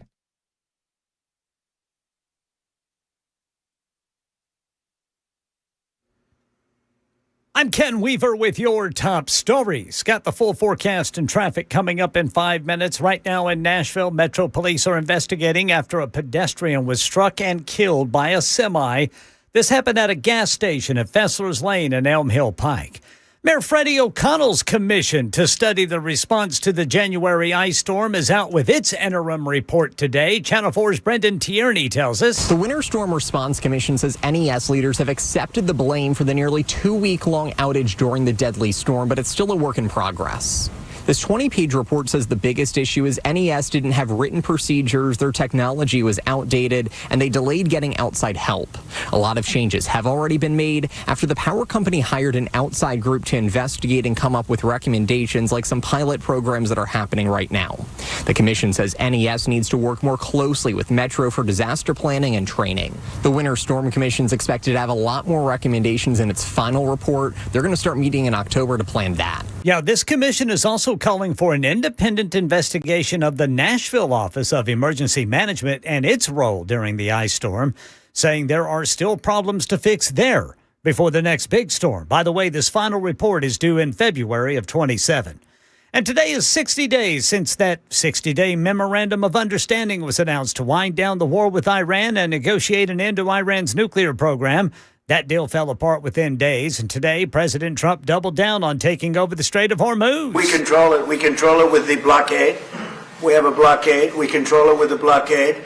And I like the idea of declaring it a territory. Yeah, U.S. Attorney General Todd Blanche launching a new process he says will restore federal firearm rights. That's the latest news. Weather and traffic next. I'm Ken Weaver, WTN News.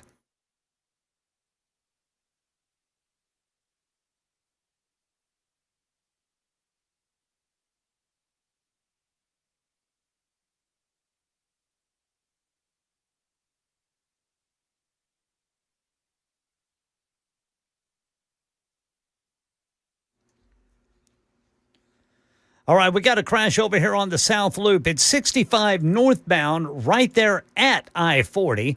And then looking back over here elsewhere around the loop, we're finding some delays in the usual places, including looks like northbound 65 to the South Loop. A lot of that has to do with that crash. But then northbound North Loop, you're coming to a complete stop and go before you actually get to the North Loop if you are eastbound 40. Eastbound East Loop is a stop and go, as is the South Loop once you get past 65 going eastbound. And then eastbound 24 is lacking parking lot once you get past 440. I'm Ken Weaver.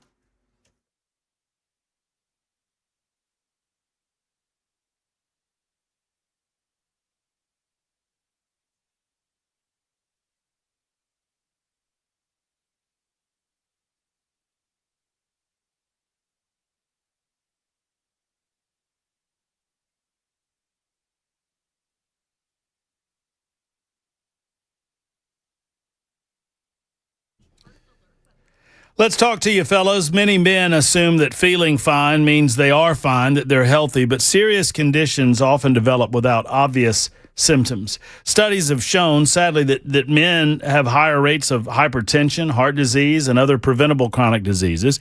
And combine that with men just don't go to the doctor very much. Ladies, that's where you come in, because a couple's heart and lung scan from Kraft Body Scan can be very valuable for you and your fella, and you can help facilitate this.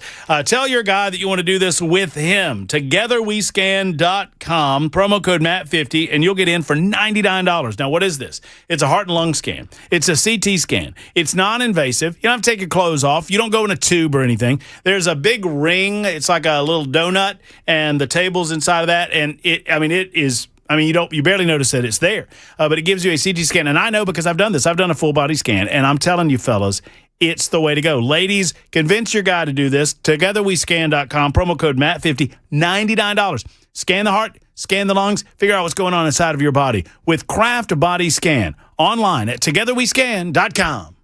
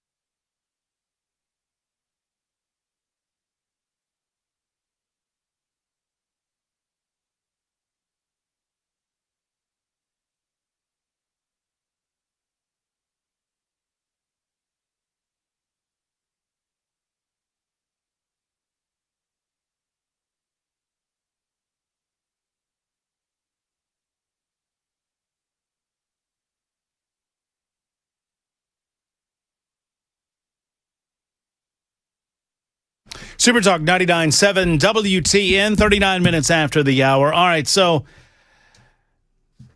I think the general consensus is there's concern about Iran, and that the statement by our president of the United States of America was maybe not the greatest statement from him over his second term. 3824, I agree with you on the condescending statement from Trump. I'm beyond you that I don't like the view from under the bus. I was for Trump at the top of the escalator and 100% until now. How dare he speak to us like that? This is not the golden age he promised us after suffering under Biden, losing a chunk of my IRA, feeling like I was under the bus. Oh, there again. I'm beyond angry. Don't tell me Iran could drop a nuclear bomb on us. Yeah, I mean, most of this is predicated on the threat that the Iranians were as close as they were to a nuclear weapon. They've not,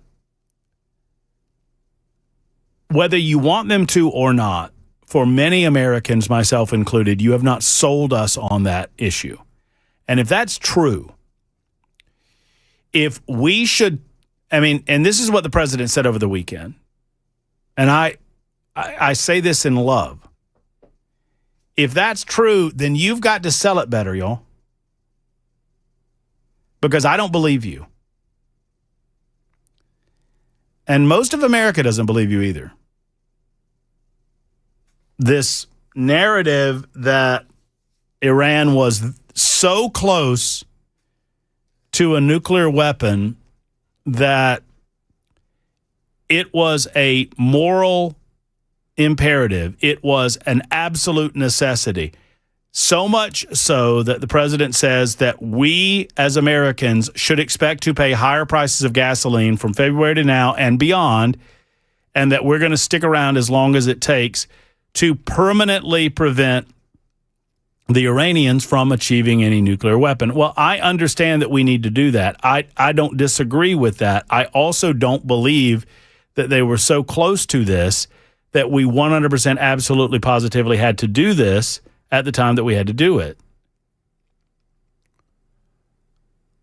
We struck them less than a year prior.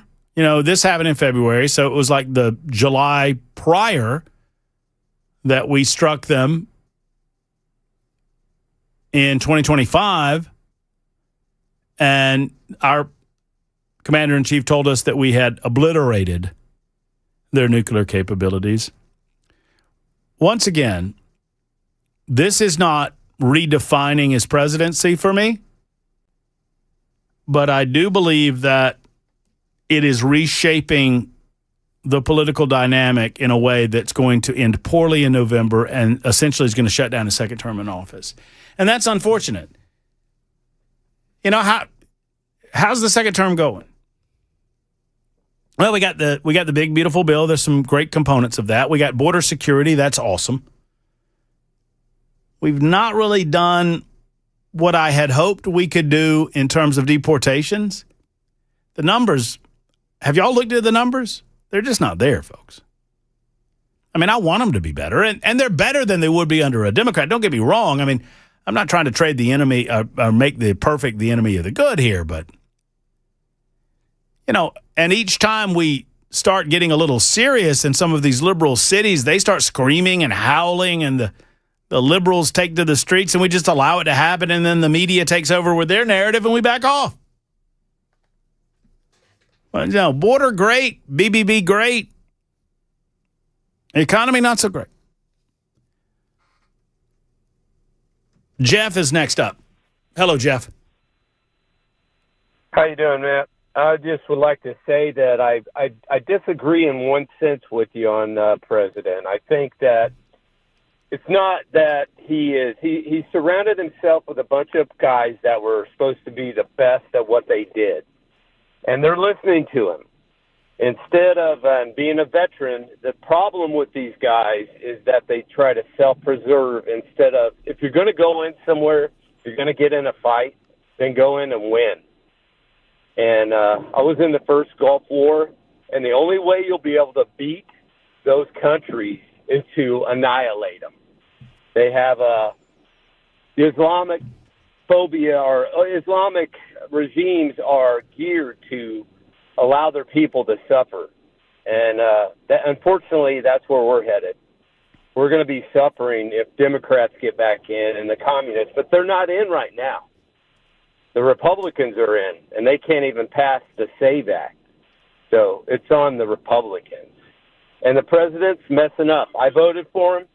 He's making a mistake. He should have went in and did what he said and not laid off of him. So that's my 2 cents. Thanks. Jeff, I'm glad you called, and I'm glad you offered the thoughts. Sonny is next. Hello, Sonny. Hey, how are you? I'm doing great. I hope you are. I think it's much more complicated than can be talked about on the radio with a very limited amount of information. I guess one of my questions to the guy that just spoke. So how many of the 90 million people in Iran should we kill?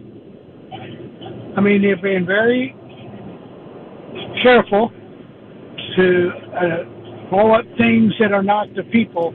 When we start blowing up the people, that's when I think our country is going to revolt even more. So I continue to hear lots of opinions of people that probably have 20% of the information that the president and his team have to make these decisions, and yet they're drawing conclusions. This is an ongoing process. Most of these processes take a long time from the time they plan them out, and we know dealing with those folks in that part of the world that you cannot anticipate what they're going to do, so you have to make changes on the fly. I'm paying more for gas, but I'm not sure if it was you or the fellow before you that said how close they were to having a bomb. I just don't believe it, and I don't think most of the people in the U.S. do. So yeah, I said. By the way, I said that about 2 minutes ago. I don't believe that there was an imminent threat that the Iranians were within weeks or months of having a nuclear bomb. Okay, but that's your opinion, and you don't know that. It's not a fact. That's just your opinion, and there are a lot of people that probably think both ways. Well, my point, let me just say my point, and I'll let you continue. My point in saying that was that's what we are currently selling the conflict. We're selling the conflict on that premise, that we should be willing to accept higher gasoline prices and higher prices for everything that we buy in the grocery store and everywhere else, because the threat of Iranian nuclear capability was so great that we had no other choice. That's the selling point by the Trump administration, not by Matt Murphy and not by Sonny. That's by Trump. Right. And they have not convinced the American people that that's true. And maybe they don't owe it to us to do that. They also sold this, Sonny, and I understand that things happen. I understand that war is hell. I think I understand all of those things. But they're the ones that chose to tell us it was a 6-week engagement. I didn't choose to say that. They chose to say that. So if you set up that, hey, we're going to have this handled in 6 to 8 weeks, and then you don't, then that's going to create natural questions from supporters, not detract. The haters are always going to hate Trump, and I get all that. I'm a supporter. And so naturally, 4 months into an 8-week campaign, ought I not ask questions about all of that? 5 months, I guess now. Yeah, well, I think it's fine to do that. I think it's all driven by economics, and that a lot of people, I mean, when it first started, it's like, so do we want gas prices to go up, or do we want to be talking about a nuclear bomb that hit L.A.? And before the war really broke out, and while he was still bombing the bunkers, I've got to believe that he didn't just go over there and blow up the bunkers. I think one of the things I've heard a lot lately is when somebody tells you they're going to kill you or they hate you, you better believe them. But when they tell you they got enough nuclear material for 12 bombs and we can have one ready in 30 days, what if they could have and Trump didn't do anything?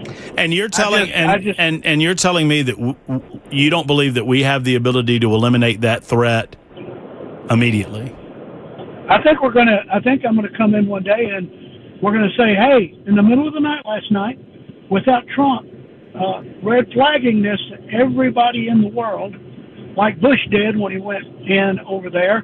He told them for 3 months before he came, and then for some reason we couldn't find what we were looking for. Trump doesn't tell us ahead of time. He just goes and does it. So, yeah, I think he's going to bomb. I think he's going to go into the bunker buster bombs again if they don't come up with the nuclear material. I think that is something he can do without blowing up a large group of people. Once we start killing their civilians, I think we've lost our moral high ground. Well, I agree with the last comment that you made. I don't understand then why the president over the weekend was telling the American people that we just needed to suck up our snot bubble regarding gasoline prices, which is basically what he told us to do. And yeah, I heard that today. That's probably not the best way to say it. I think he thinks he's a comedian all the time. That's okay. Well, I mean, I think he did it tongue in cheek, but $1 a gallon and 40, 50 gallons a week. If I have to do that and I don't have to hear about it, my grandsons do not want. I'm glad he was proactive. I don't think that he's just doing this flippantly. So I still have total confidence in him. I'm a businessman. He's a businessman. And he makes some tough decisions, and I'm still 100% behind him. Doesn't mean he's going to be right all the time. But he's certainly not going to. He tells us what he wants us to hear to give us just enough information so that everybody feels like he's being transparent. And he probably is 50%.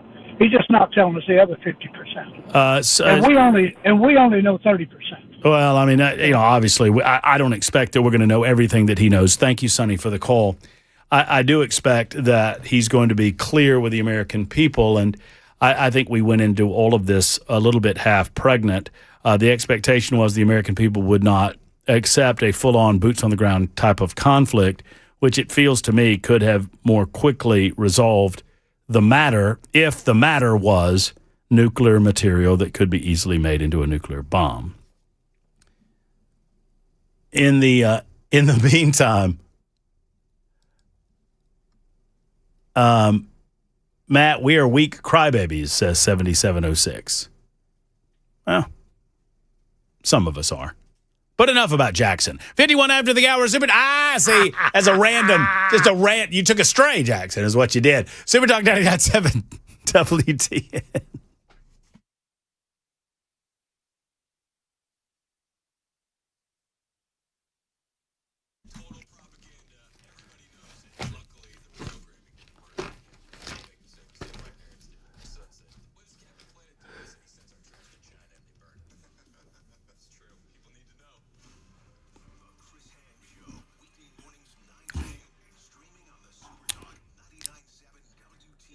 That wasn't right of me, what I just did to Jackson. But you know what? When we talk the ticks too much, I got to make sure he's still awake. When we're talking to when we're talking the ticks, that's the politics. Jackson, when we're talking the ticks, I got to wake the young man up. So I had to throw a stray his way. Hey, USS stands for United Structural Systems. And when it comes to large home repairs, a lot of times homeowners, they maybe want to pretend that nothing's going on. But when it comes to the foundation of your home, you need peace of mind. What we don't know certainly can hurt you. And at United Structural Systems, they're the company that give you that peace of mind. 30,000 satisfied customers. They made it happen with honest advice, an approach that isn't there to sell you anything. They're just there to make sure that everything is A-OK. And if you're A-OK, they'll tell you so. They told me that. When they came out to my house, you'll see me often on the Super Talk television side of things out at my home with USS. What a friendly group of people. And they examined my house. They said, Murphy, you're looking pretty good for a house that's built in 1960. You are A-OK. I was like, I love hearing it. USSTN.com, USSTN.com, a free structural evaluation. They'll look over your home to give you the thumbs up or let you know what's going on. USSTN.com.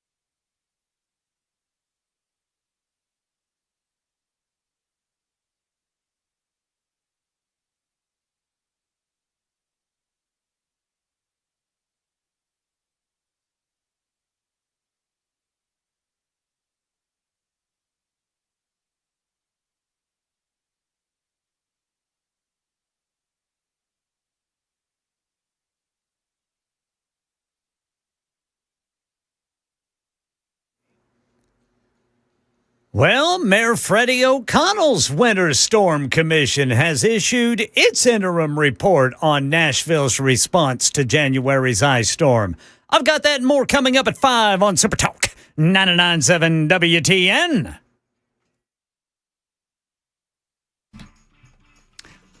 I'm trying to convince 6629 to call us.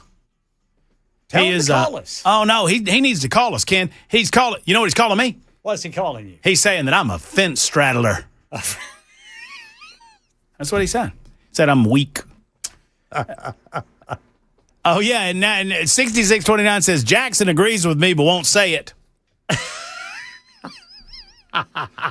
Is that true, Jackson?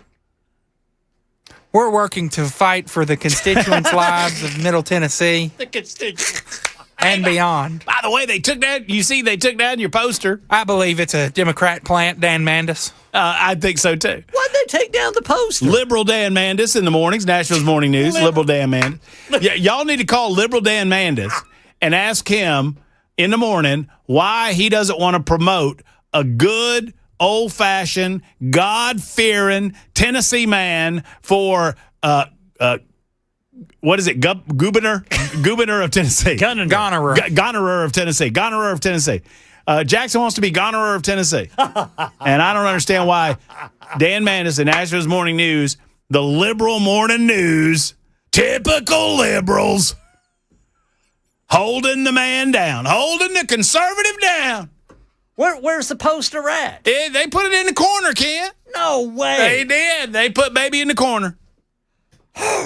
You can't do that. 6629, please call me. Please. I'll pay good money to your charity to hear you call me a liberal. I really will.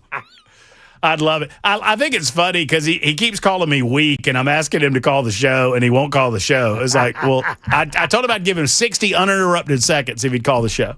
Let's see if 6629 does it. Otherwise, I can call you. I got your number. It's the Murphy Show on Super Talk 99.7 WTN.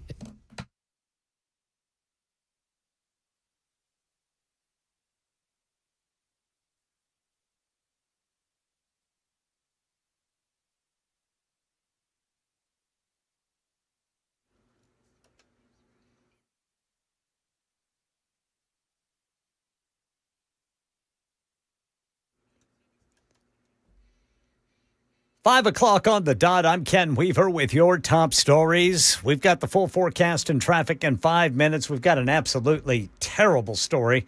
Right now, Fessler's Lane at Murfreesboro Pike. Apparently, a woman was killed at a gas station after being run over by a semi-truck. Metro Police, they're on the scene. They got the yellow crime scene tape up, investigating.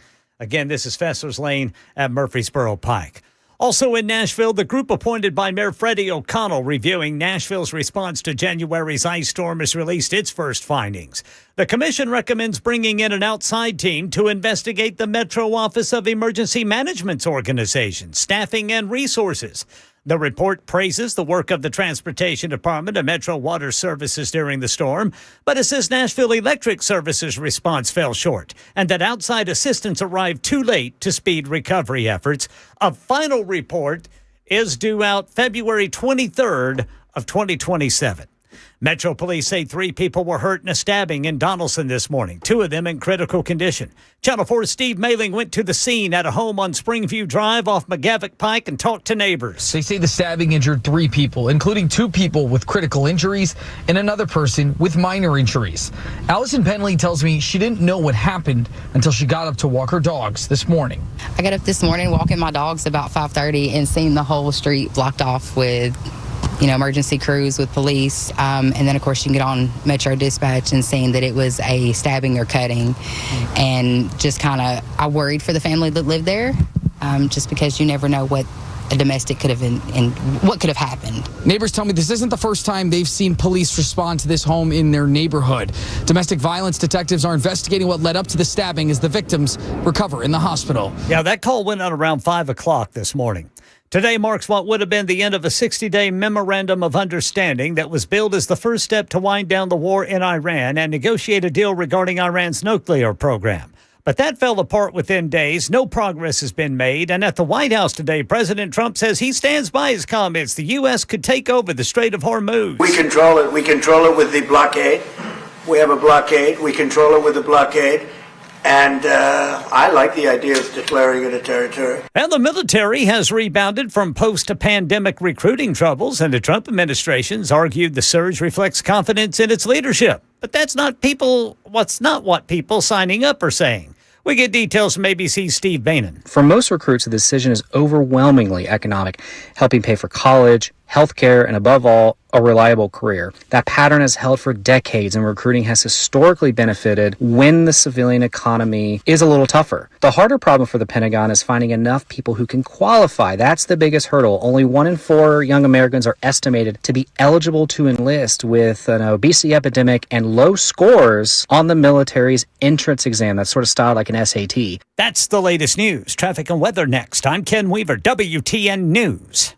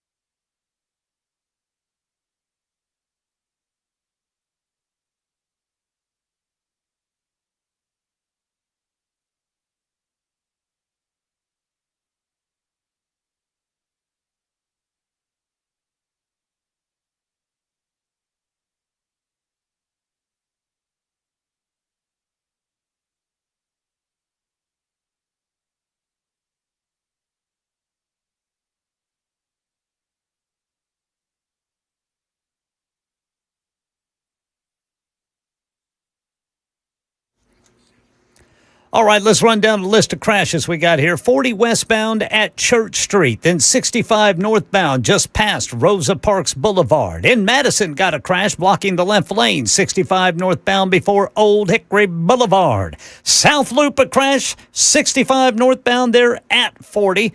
And then 24 westbound past ML King Parkway in Clarksville. Donaldson got a crash, Lebanon Pike east of McGavick Pike. Hermitage, injury accident, Lebanon Pike at Jacksonian Drive. And in Pegram, an injury accident, 40 westbound at McCrory Lane. I'm Ken Weaver.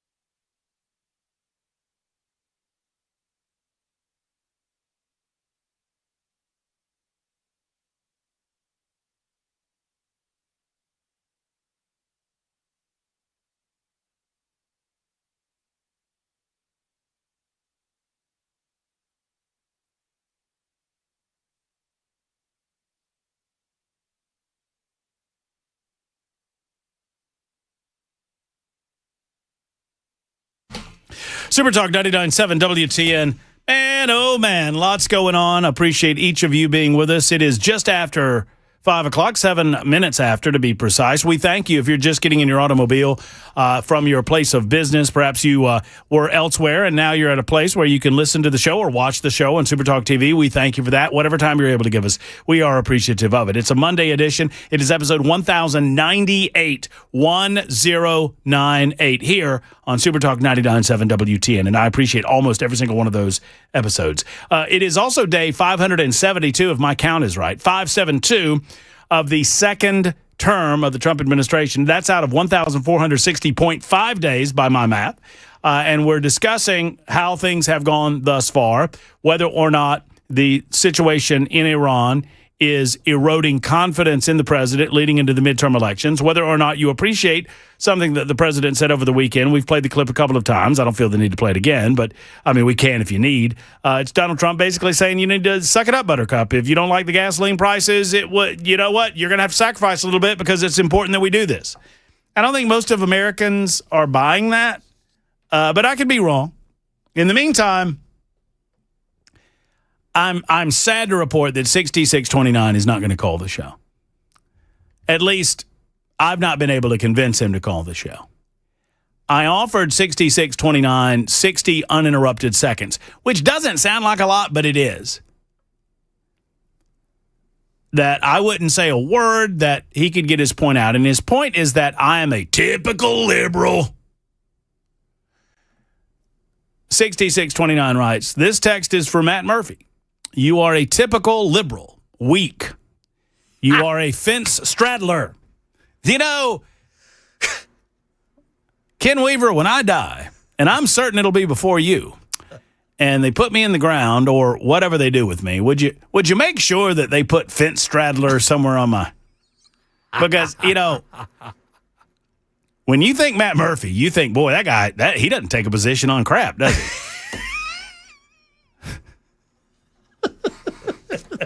I will lobby for typical liberal.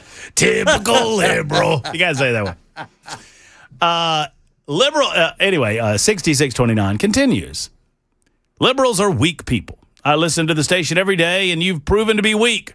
Put that on your talk show. Well, I just did, sir. Thank you. I responded by saying, you should call me, and I will respond. I'll give you 60 uninterrupted seconds, if you'd like. 6629 says, you're weak. I don't want to give you any airtime to embarrass yourself. Well, sir, or ma'am, I don't know if you're a sir or ma'am. I embarrass myself whether you're on the show or not from 3 until 7 o'clock every day, Monday through Friday, on Supertalk 99.7 WTN, on iHeart, TuneIn, Spotify, on a variety of platforms, on a variety of apps, on Talk TV, YouTube, Facebook, Twitter, Twitch, Rumble. I mean, if I'm not embarrassing myself on the radio sufficiently, you can go over to the television side and look at my face, and you want to talk about embarrassing?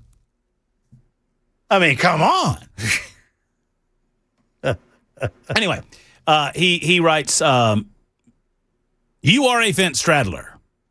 You know what the Bible says about fence straddlers. Well, I don't.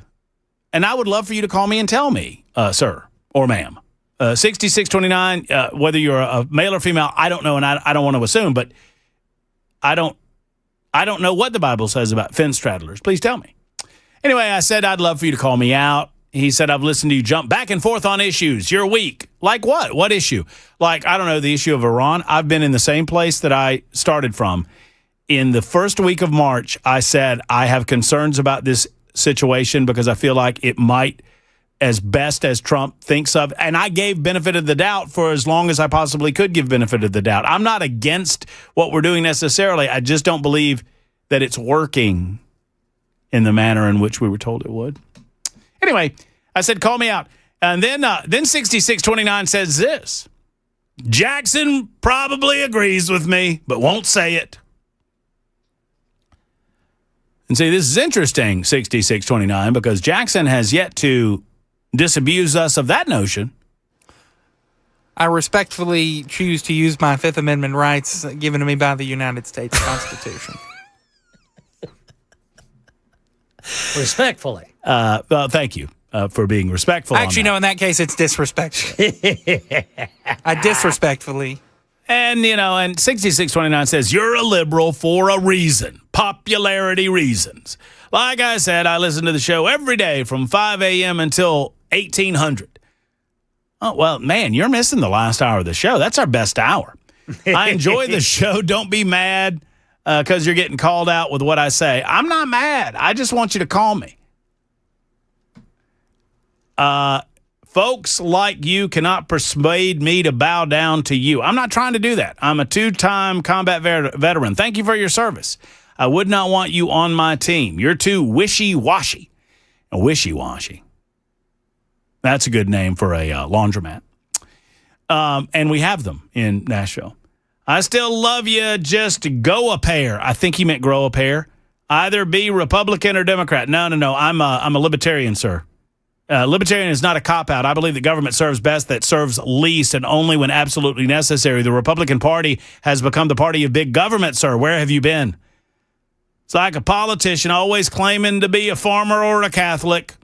What? Okay.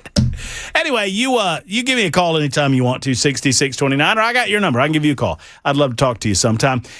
Speaking of growing up hair, when you want to grow up hair and give us a call, you do that. Otherwise, I enjoy your text messages. They're very, very amusing. You're cute, like a kitten. Ron is next up. Hey, Ron, what's going on? Brother Matt, I have to agree somewhat with 6629. I'm wishy-washy. It's all about perspective, brother. Yes, sir. Now, I'm going to tell you this. Driven truck for 34 years. In early March, when the war started, anybody that would listen to me, I told them, I said, this is going to be the best thing that ever happened to truck drivers. Because I learned from back in 2008 when we saw the increase in fuel prices. I made more money per mile when fuel was high than I ever did when fuel was low. Sounds strange, but my numbers back it up, and if you doubt me, I have no trouble emailing you my spreadsheet, which details everything that I've done this year. I've spent $26,000 this year so far on fuel. I've driven just over 44,000 miles. I think my profit right now is around 76,000 after all expenses. So when you divide it out, the percentages stay the same. Okay, so if I'm making $1.75 a mile, I'm usually spending between 20 and 25% of that on fuel. But when the fuel goes up, the price of what I get per mile to run the truck goes up as well. Mm-hmm. However, the percentage of that gross for fuel remains pretty much the same. Mm-hmm. Yeah, but who pays in other words, the pie grows, but the percentage of that pie for fuel stays the same. Ron, you said your price per mile goes up? Yes, sir. Who pays that? Well, unfortunately, everybody that has to buy stuff. So in other words, the price at the pump going up, it's cool for you. Are you an independent? Yes, sir. So it's cool for you as an independent because you charge more. What was the first thing I told you? I said it's all about perspective. Well, right. So that, I mean, right. yeah. Well, yeah, look, the dictators love dictatorships. You know why? Oh, sure, of course. Because they're the boss. So, yeah. So, I understand that everything's relative. What I'm trying to say is not everybody's crying about high fuel prices. Now, personally, guess what I drive? My personal vehicle. I bet you drive one of those hybrids. No. Heck no, I drive a Tesla. Oh, well, even better. Exactly. Yeah. So, it hurts that people have to pay more for freight, but hey, for the last 2.5 years, we've basically been in a freight recession. Well, look, your personal economy has not been harmed, and to hell with everybody else. And when they stop buying the stuff that you haul, and so you have less contracts to haul, it'll work itself out, right? So right now I'm hauling a set of racks that goes to a food warehouse over in Dunn, North Carolina. Uh-huh. You think Food Line really gives a crap what they have to pay for the freight to get it there? No. They'll just. By the way, Brother Matt, when I went through Thompson, Georgia today. Do you see any peas? Yeah. Thomson. No P in Thompson. You are correct about that, brother. I told you. No peeing in Thompson. No, listen, Ron, I mean, look, I appreciate the fresh and honest approach and the difference of perspective. I mean, it's, I get it. You've not been harmed. If anything, it's been the best thing for me. And it's not all been about the fuel as well, though. You've heard in the last year or so about the feds cracking down on the illegals driving trucks, California passing out CDLs to anybody that's got a heartbeat. We had a lot of competition from people that basically had no business being in a semi-truck. A lot of that has been driven out of the business. And so what you have is a shortage of capacity. In other words, a shortage of drivers in trucks to haul freight. That's been a good thing for us that have held in there. Like I said, the last 2.5 years, we had basically a freight recession. So, I'm reaping the benefits now. But back then, nobody was feeling bad about me back when I couldn't really make any money driving trucking, so I just parked the thing.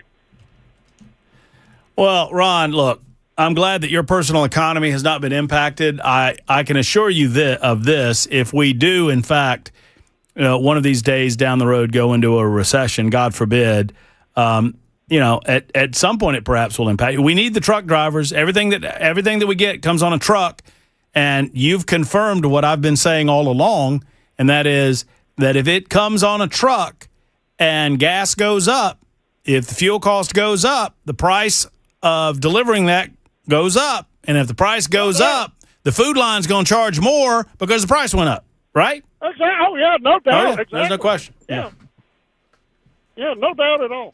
Yeah. Well, Ron, I'm thankful that you gave us a call, and I'm thankful that you're driving that truck you are.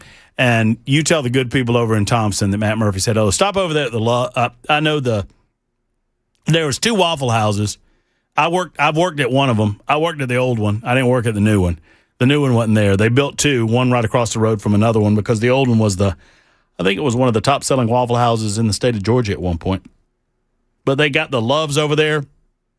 Right down the street from the Loves is Savannah Valley Memorial Gardens. That's where my uncle's buried. So that's my stomping ground, brother. You go over there to the Loves and you tell them Matt Murphy said hello. And they'll say, Matt Murphy, that old dog, we ain't seen him in a month of Sundays, because they haven't. I haven't been in THOMSON, no P in Thompson, in quite some time. 615-737-9986. Gail and Dave and Jethro and DJ, not necessarily in that order. I think, Dave, you'll be first up on Super Talk.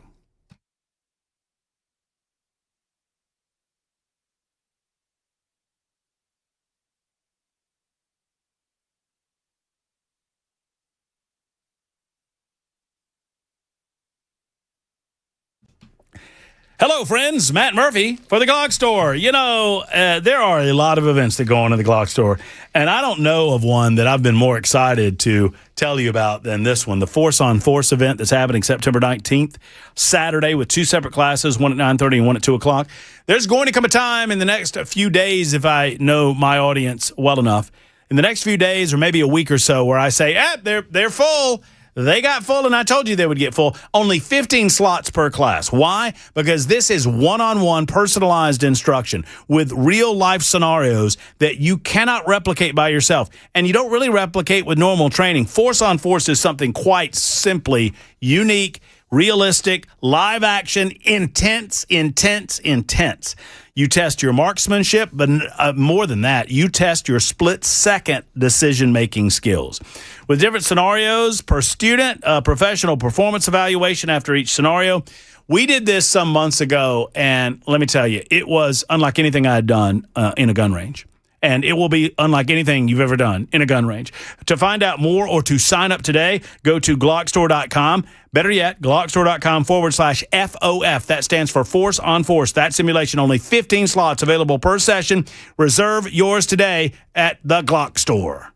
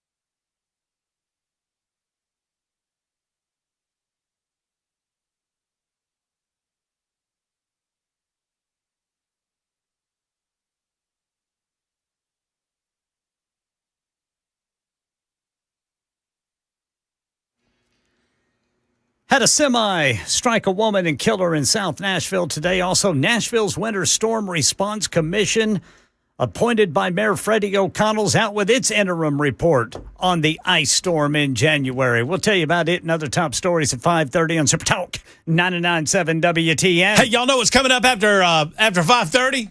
Nincompoops in the news. Nincompoops in the news!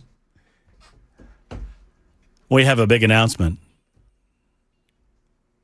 Big announcement after the bottom of the hour news. I'm retiring. You can't do that, Brother Jackson. You know, I don't think that's good for your political campaign. That's right. You know, people don't want to vote for quitters. That's right. You've got to face that. You know what he's got to face, Ken? The heat in the kitchen, baby. He's got to face that adversity. Adversity. That's what he's got. He's got to. You got to face that adversity. Head on, Jackson. Jackson's adversity today is I've got a lot of people calling the show. Yeah, he's been busy today. He has been. He loves these days where we get a lot of callers. Yes. You know what? Jackson doesn't like days where we get a lot of interviews. Those days, he doesn't like that. Hey, Jackson loves to talk about those ticks, that politics. By the way, I'm of the most controversial thing or the biggest controversy that I've caused today is my pronunciation of the word scenario. Oh, yeah. It's scenario. And I say scenario. I think you can say it either way, can't you? I don't think you can say it either way. Oh. See what I did there? Either.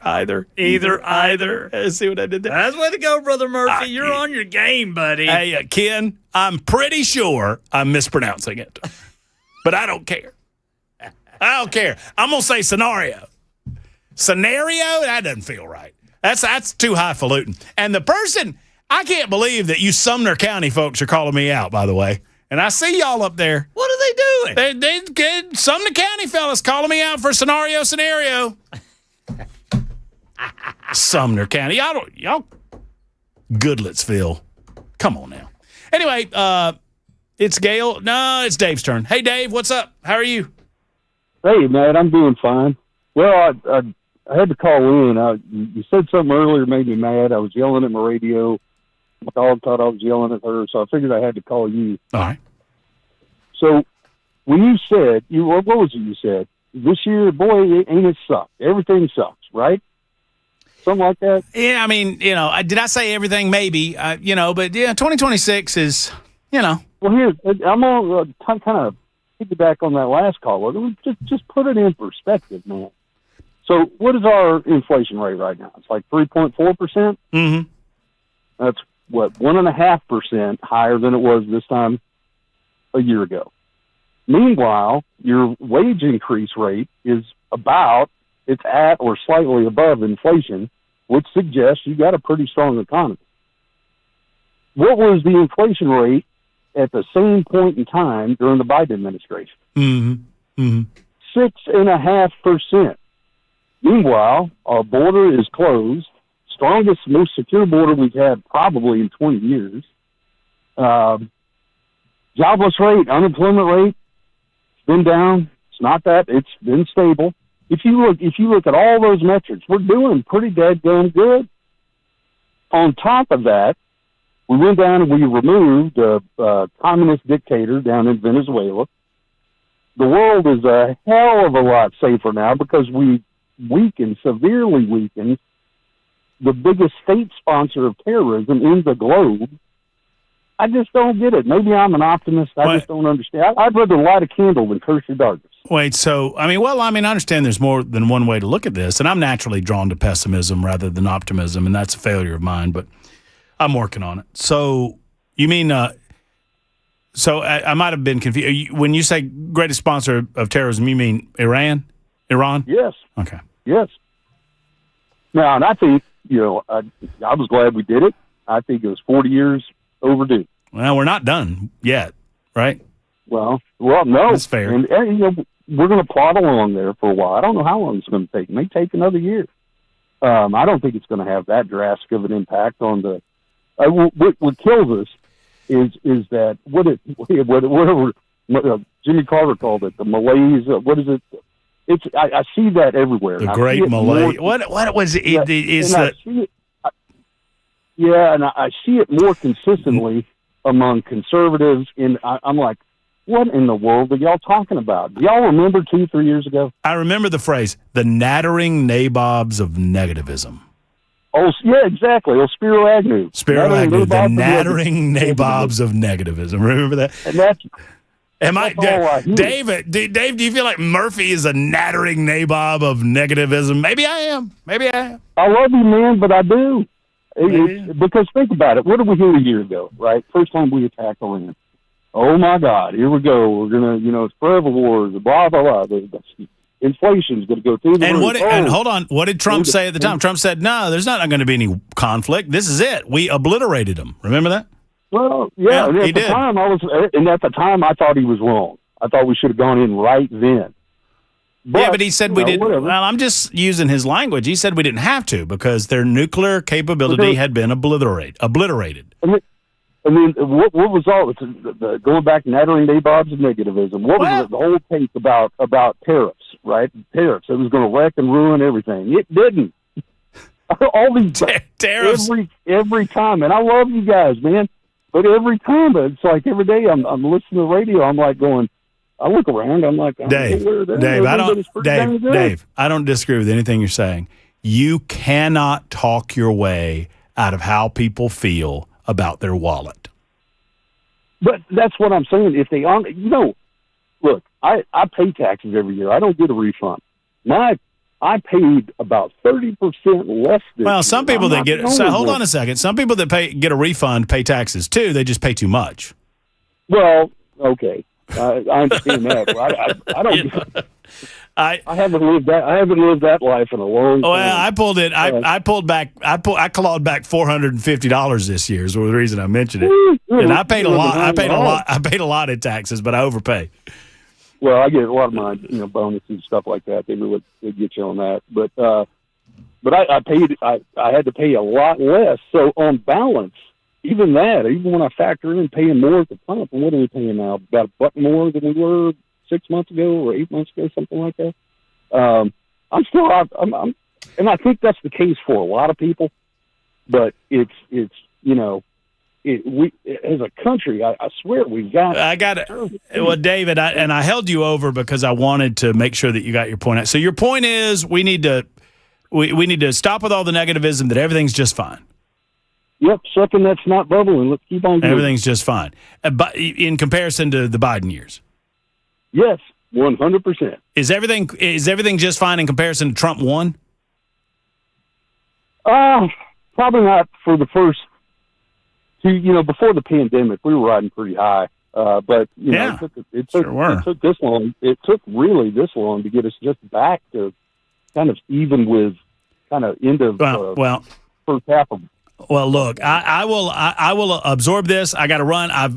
I'm sorry to Ken Weir. He's been waiting to do the news. And Dave, I just wanted to be respectful of your time and the fact that you had held for the length of time that you did. Dave says for Matt to stop being such a nattering nabob of negativism, like Spiro Agnew said. What do y'all say?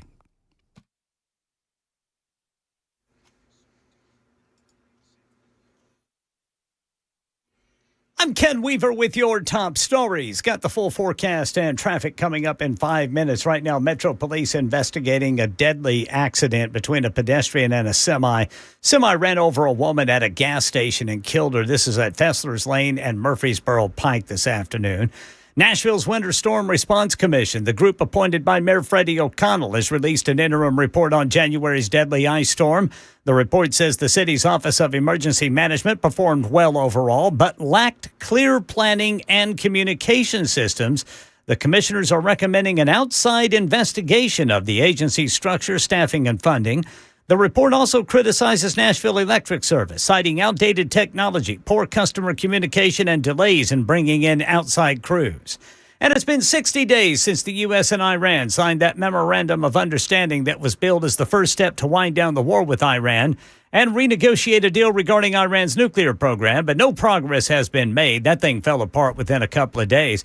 President Trump also issuing fresh threats on the Gulf nation of Oman as Oman and Iran discuss plans to patrol the Strait of Hormuz. No, I don't think they behave very well, but we'd handle them very easily, just like we do other things. ABC News contributor and retired Colonel Steve Gagner says the U.S. is banking on a strategy to pressure Iran's economy even more and hopes Iran will back down. There are all sorts of things the U.S. can do economically. Sanctions, yes, we do that, but we never really enforce the sanctions. So there is the ability here, if Treasury really puts its mind to it, to force the Iranian economy to the point that the Iranians have to blink. Released results of an autopsy on the body of actress Hayden Panettiere, who died Sunday at the age of 36. Details from ABC's Mike Dubusky. The Greenville County Coroner's Office confirms that on August 16th, paramedics were called to a home for a woman in cardiac arrest. They initiated life-saving measures, but she died at 2:32 in the afternoon. The woman, identified as Hayden Panettiere, was staying at that home temporarily, the statement says. There were no signs of trauma, but the exact cause of death is pending further investigation. That's the latest news, traffic, and weather next. I'm Ken Weaver, WTN News.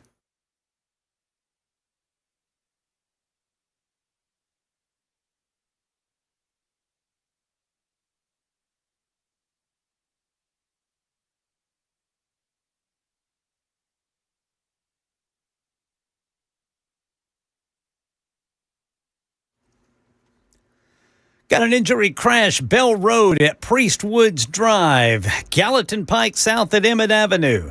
An accident on the shoulder, 40 westbound at Church Street. In Clarksville, a crash, 24 westbound past ML King Parkway.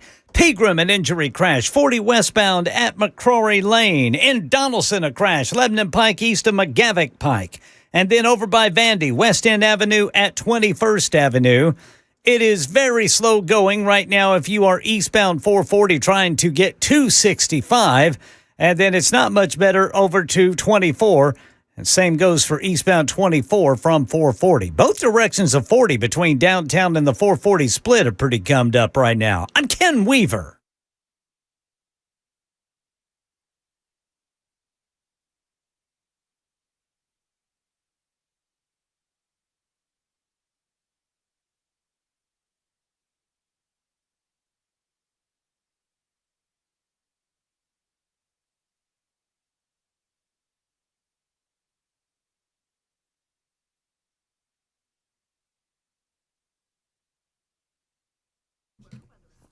Hello, friends. Matt Murphy for Grace Point Healthcare. Modern medicine delivered the old-fashioned way. What does that mean? You know, you hear me saying it quite a bit, and I try to explain it to you. It means simply this, that any decisions made between you and the medical staff at Grace Point Healthcare are between you and the doctors at Grace Point Healthcare. They don't allow the insurance company to dictate their options that they make available to you. Why? Because they want to make sure that they get to the root cause of whatever the issue might be. They do that through a comprehensive medical approach that involves you and your doctor, not your insurance company. Now, you can always file with the insurance company for reimbursement after the fact, but they shouldn't be involved in the room. Plus, they don't make you wait, long wait times to get an appointment. They don't make you wait for long wait times after you have an appointment when you get to the office. They simply are better than the other guys.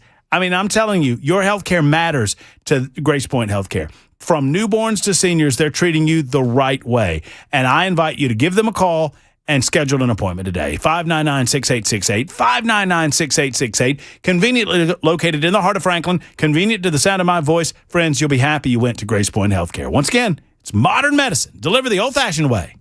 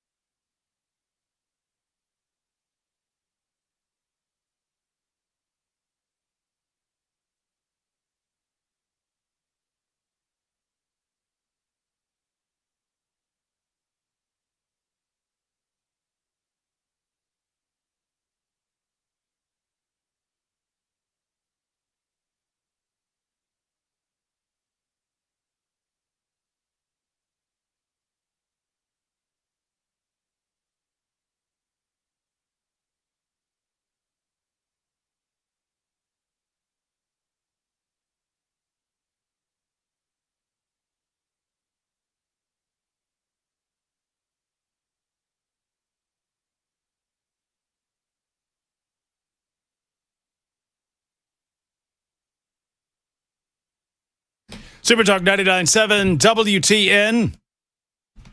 Hey, is Gail good over there? Gail's going to have to hold on a second. I feel like if her comment, if she's calling from Arizona to comment on raising Arizona. Gail is a he? Yes. Gale. I've never, I don't know that I've ever heard of a male Gail. Wait a minute. Wasn't Gale in Raising Arizona? Oh, this might be him. I want to say that's true. One way or the other, we'll find out moments from now. Y'all hang in there because as we stand, it is 42 after the hour.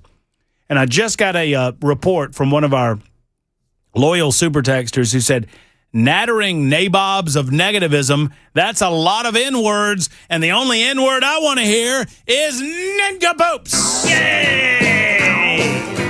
Nincompoops in the news. That's right, ladies and gentlemen, it's time. You know what the news is. You've heard Matt Murphy opine on said same. Let's go around the state of Tennessee, the good old volunteer state, across these 50 United States of America. Nay, the globe. Nay, the globe. Nay, the globe, where the nincompoops live and breathe. Ladies and gentlemen, the trophy's back home, baby! For only the second time in 2026, Matt Murphy is the big winner. I don't care. See, Jackson's stopping that music because it's getting us, it's probably getting us kicked off YouTube as we speak. I don't care. Murphy is the winner. Oh, it feels so good. I'd like to thank everyone. I'd like to thank the Academy. I'd like to thank all of the voters. I'd like to thank Ken Weaver for being absent one day last week, give me an opportunity to win this trophy. I'd like to thank Matt Murphy for giving me a warning he was going to mess with the mouse. Is that what I did? Yeah, Disney. Oh, yeah, I did mess with the mouse, didn't I? Yeah. I didn't warn you, did I? You did not. Well, what? I mean, the mouse is going to come here now. It was only like 10 seconds. He's an angry mouse. It was 10 seconds. He's an angry mouse. I can get away with 10 seconds. Look at that. Look at this trophy. It's got little Pookie the bear on there, and it's got our comb for brushing your hair when you accept the award. It weighs about 50 pounds. It's got an American flag and a big crown. It's brought to you by the Wellness Institute of Nashville, Dr. Mitchell and all the good people over there, and Matt Murphy has it for a whole week. That's way to go, Brother Murphy. Thank you, Ken. That is not way to go, Brother Murphy. Something, you, Jackson. I said thank you to Ken, and I said something to Jackson. So I get to pick the batting order today, boys. Yes. And I'll do it for him. It's going to be Murphy, Weaver, and then up mine. Should I do this? Should I take the risk, y'all? I'll go opposite that order. Oh, I'm going first? Look at that. Look at what I just did to you, buddy boy. Jackson first, Ken Weaver second, and Matt Murphy's rear is third. How about that? I'm going last, boys. That's how I feel about it, and I'm going to regret this decision if someone steals my story. It's not going to be funny. I don't think y'all will have this story, but if y'all do, there'll be regrets. But I'm overcome with emotion because I have the trophy right now. Go ahead, Jackson. Man allegedly attacked neighbor with feces following dispute about dog poop. Goodness. Dadgummit. A man allegedly attacked his neighbor with dog poop following an extensive ongoing dispute about feces being left on his driveway. I've been there, done that. According to a probable cause affidavit obtained by Law and Crime, police received a call from a couple who live next to 35-year-old Trey DeClodet. On August 7th, the couple accused DeClodet of entering their home without permission and attacking them with dog feces. The neighbor claimed DeClodet was visibly irate when he entered the home without asking, and he was holding dog poop in his hand. Well, as you do. DeClodet subsequently, allegedly, started yelling at the couple before he intentionally threw dog feces at the husband. Goodness. Successfully hitting him. The husband attempted to push DeClodet out of the home, but the pair started fighting in the carport. The neighbor told authorities that DeClodet picked up a metal child scooter, lifted it above his head in a menacing posture while threatening the victim. Golly, now he's got the scooters involved. Police arrived at the scene and found a red mark on the victim's forehead and animal feces on the side of their home. He threw it right here. Hit me on the head right here. DeClodet said that when he arrived at his neighbor's house, the neighbor shoved him in the doorway, spurring a fight. Police asked to come into DeClodet's home to photograph his injuries, but he refused. He also allegedly refused to exit his home.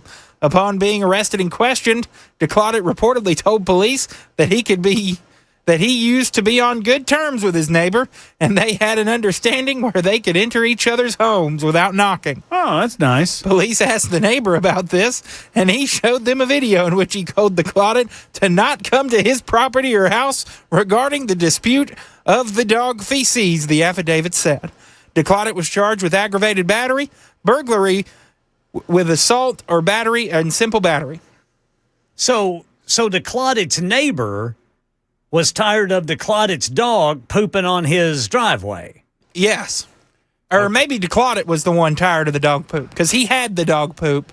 Well, wait a minute. Oh, yeah. Jackson, which is it? Because we need to figure out who the nincompoop in this story is. I think they're all nincompoops. If you're fighting in the carport with scooters. With poop on your and you're throwing, person. Yeah, and you're armed and dangerous with some dog crap.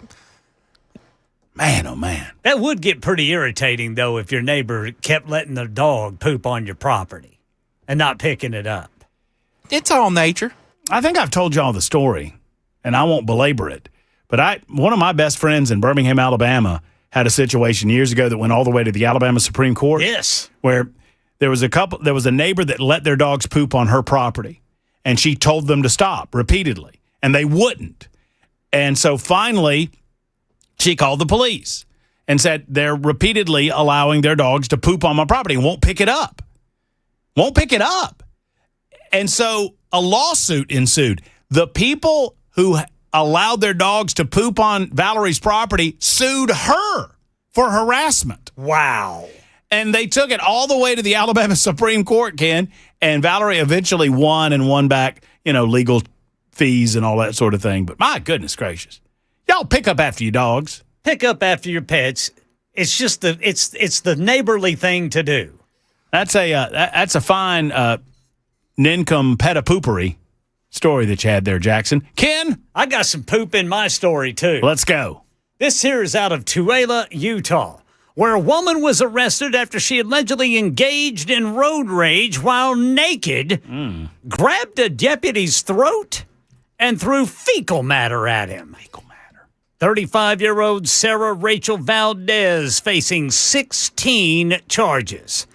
Just before 4:30 p.m. on Wednesday of last week, a deputy with the Tooele County Sheriff's Office received reports that a silver passenger vehicle was engaging in road rage.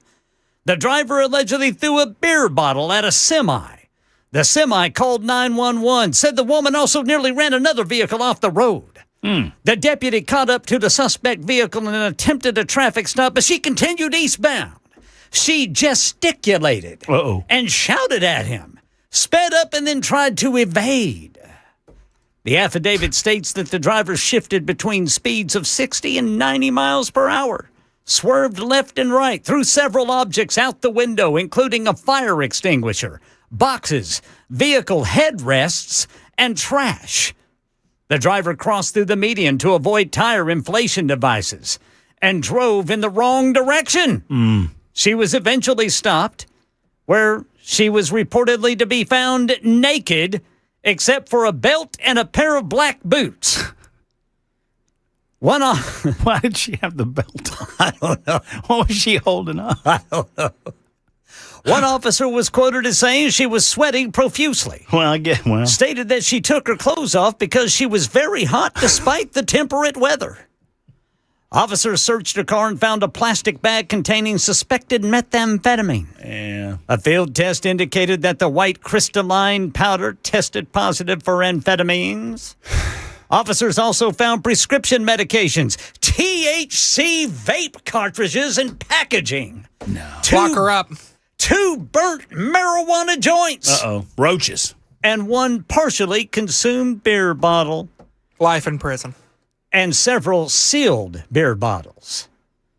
She must have just made a quick stop. A little quick stop at the sack of suds. So Valdez rapidly switched moods, mumbled and muttered unintelligibly while she was being interviewed. At the jail, Valdez reportedly reached through the door of the holding cell she was in, grabbed a deputy's throat, and threw fecal matter at him.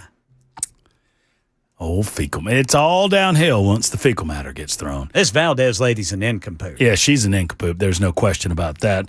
All right, y'all, file my story under the heading of Horny Humans Ruin Everything. Here we go.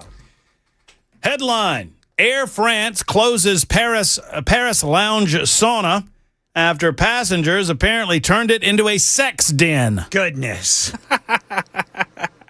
This story is from a personal journal from someone who says that they have a pre-flight ritual out of the Paris Charles de Gaulle Airport, which is a sauna at the Air France lounge in Terminal E, Hall L.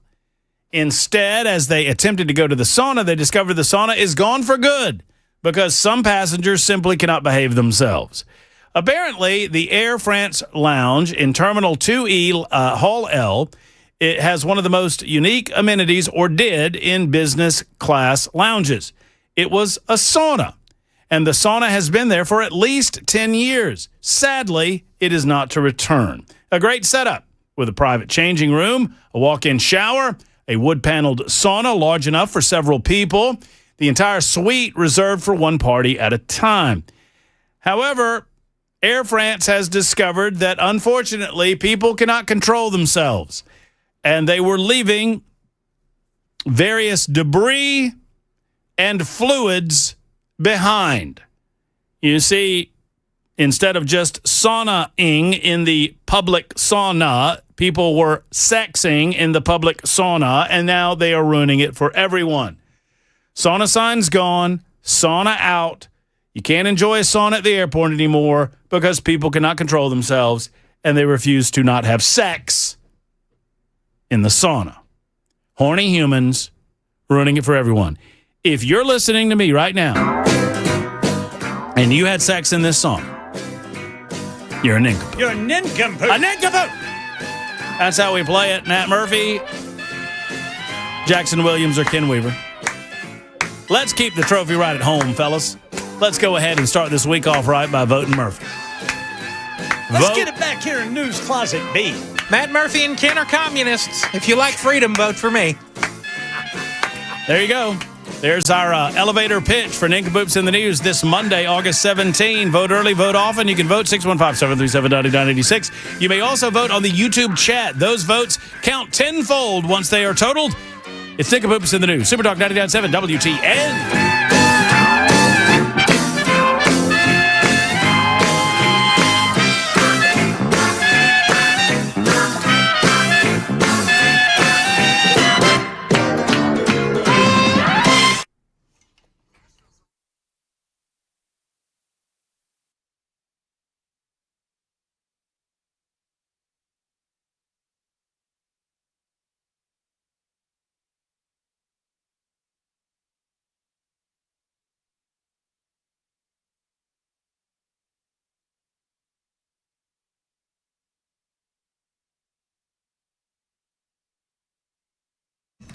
Hello, friends. Matt Murphy for Tennessee Men's Clinic. Folks, I understand that life comes at you fast, but it doesn't have to overwhelm you, and it doesn't have to eliminate the things that you've loved and enjoyed throughout the course of your marriage or your significant romantic relationship. I'm talking about romance in the bedroom. Gentlemen, I'm talking about ED.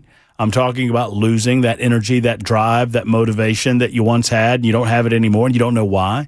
You're still motivated in your mind, but your body will not follow. What to do? Call the qualified urologist at the Tennessee Men's Clinic. Allow them to help. They have 4 separate locations in Middle Tennessee, one near you, and they have a solution for your issue. Is it a simple issue of testosterone levels?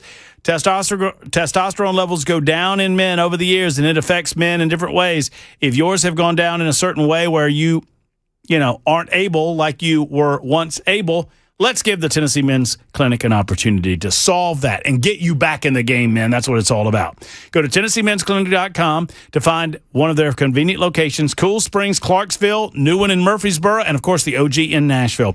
Or make a call at 615-208-9090, 208-9090, Tennessee Men's Clinic.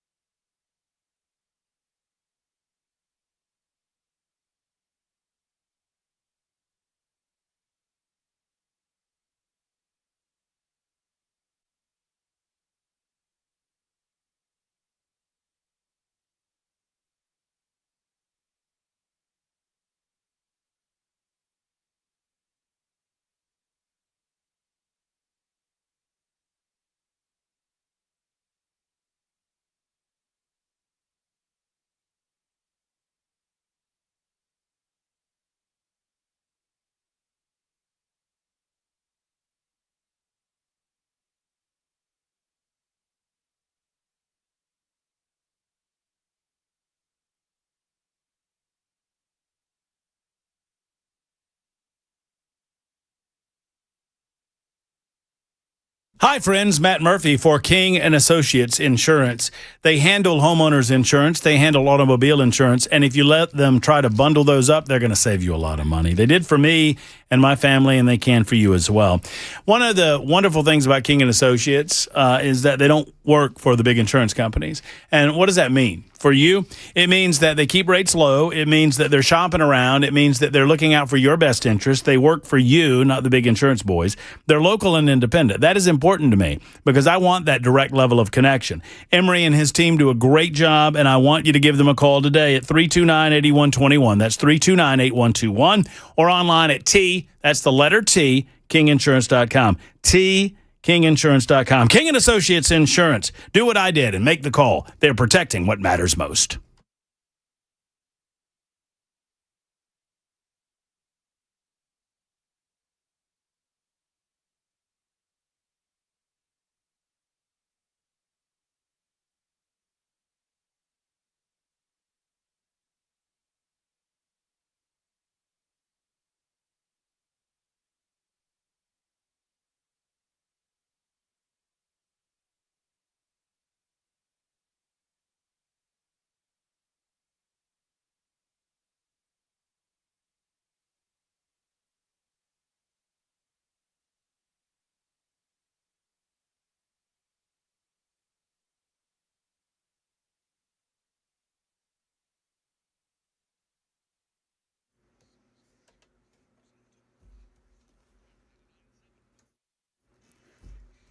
Six o'clock on the dot. I'm Ken Weaver with your top stories. Still got some pretty strong thunderstorms out there, but it is well to the southeast of Nashville, even south of McMinnville and Shelbyville, and continues to move off to the east. Full forecast and traffic coming up in 5 minutes.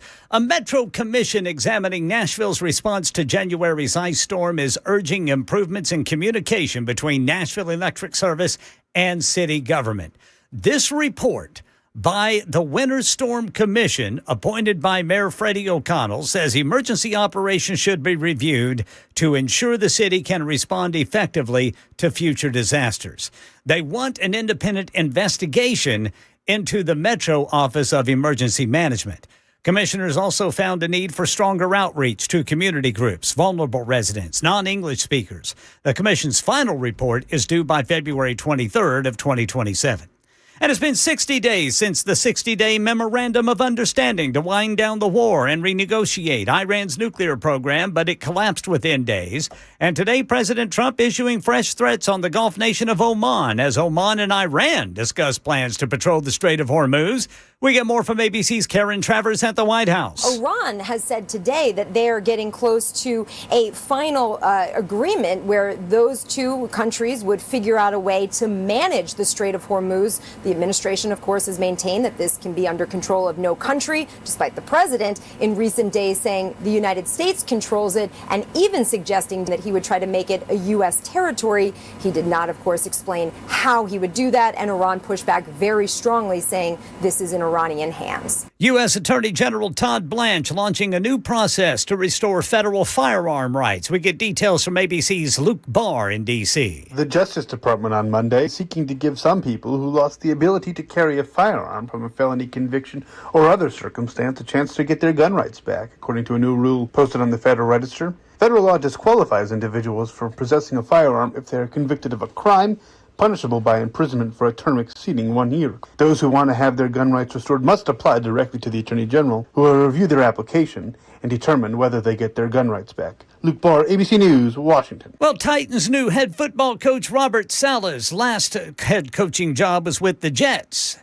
He says the Titans gig is very different. You know, I was trying my best to work with the people around the building, outside the building, to make sure that the messaging around the team was in a way that allowed us to go operate, when in reality, none of that shit matters. When you win, you're a winner. When you lose, you're a loser. And the narrative will be whatever that result is. Winning solves all your problems. Next preseason matchup for the Titans will be the Seahawks Sunday at Nissan Stadium, and that's the latest news. Traffic and weather next. I'm Ken Weaver, WTN News.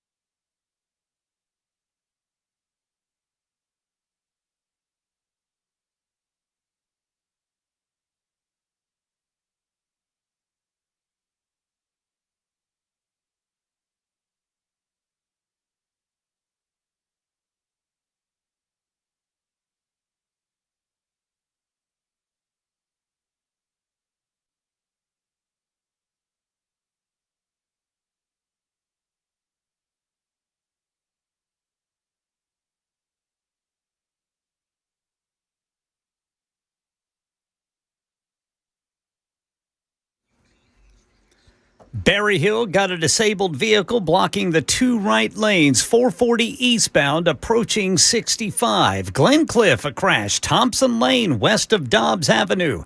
In Laverne, an injury crash now, 24 westbound at Old Hickory Boulevard south. Bellevue got an injury crash, Old Hickory Boulevard at Highway 70 south. And in Madison, there's a crash, Gallatin Pike south at Webster Street. I'm Ken Weaver.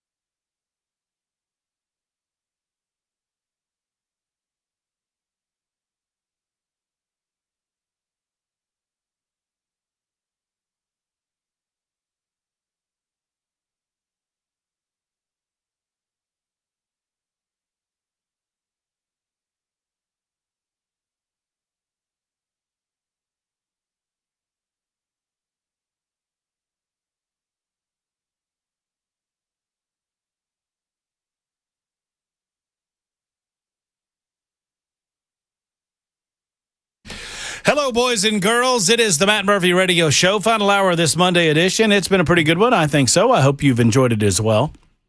We've lots to get into before the show is up. I've yet to talk about NES and the big blue ribbon commission that has been empowered and impaneled to come to some conclusions about what happened with the Nashville Electric Service this past winter, as they were seemingly unable to prepare for what was a winter storm that all of us knew was coming weeks in advance. We've got that to discuss. We've got affordability to talk about. Nashville Fairgrounds Speedway update. We've been talking about Donald Trump's second term, particularly when it comes to the Iranian deal, which Donald Trump says, gasoline prices are up and we just need to suck it up because it's been worth it. And he regrets nothing. 615-737-9986. In the meantime, a couple of minutes to go before we finish off voting and nincompoops in the news. If I do say so myself, I think Matt Murphy's well in the lead here. Well in the lead. Well on his way to another week of a championship trophy. That's nice. That's nice. Jackson, anything to say to that?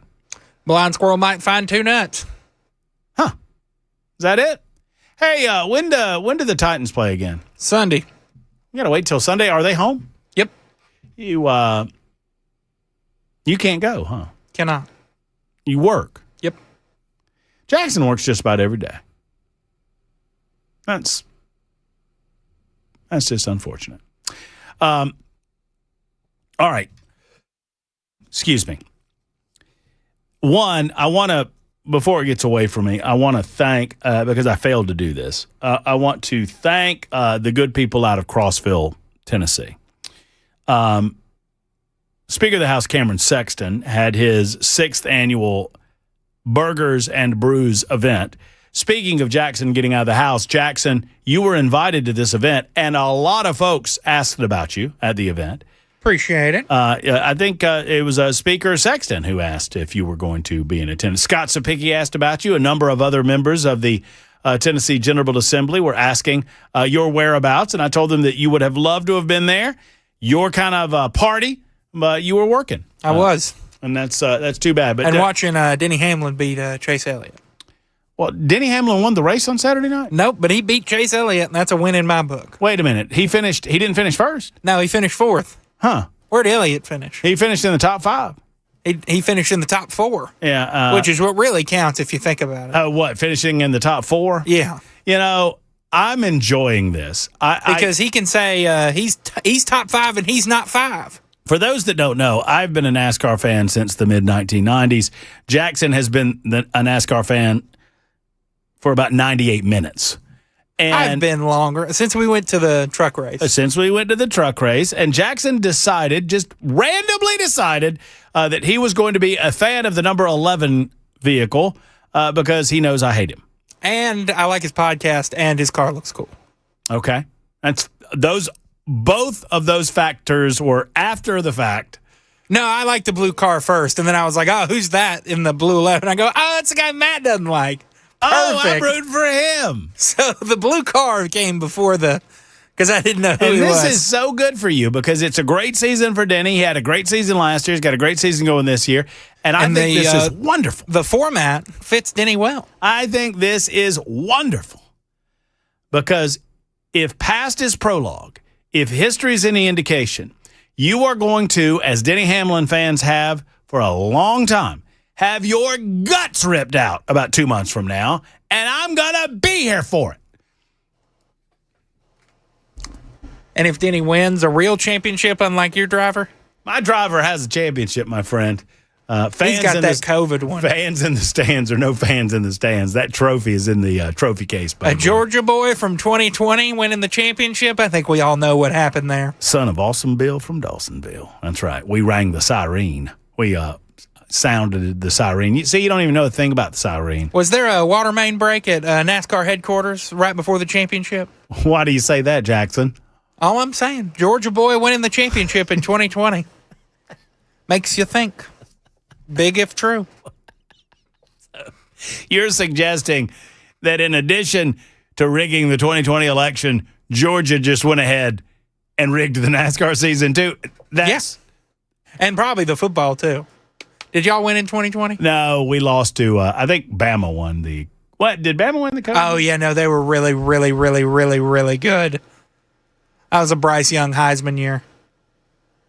Oh, yeah. How's he done in Carolina? No, wait, that was Tua. It was Tua's big year. God, I hate Tua. I thought Tua was in the 2020 draft. So I guess it would have been the first year of Bryce. Yeah, no clue.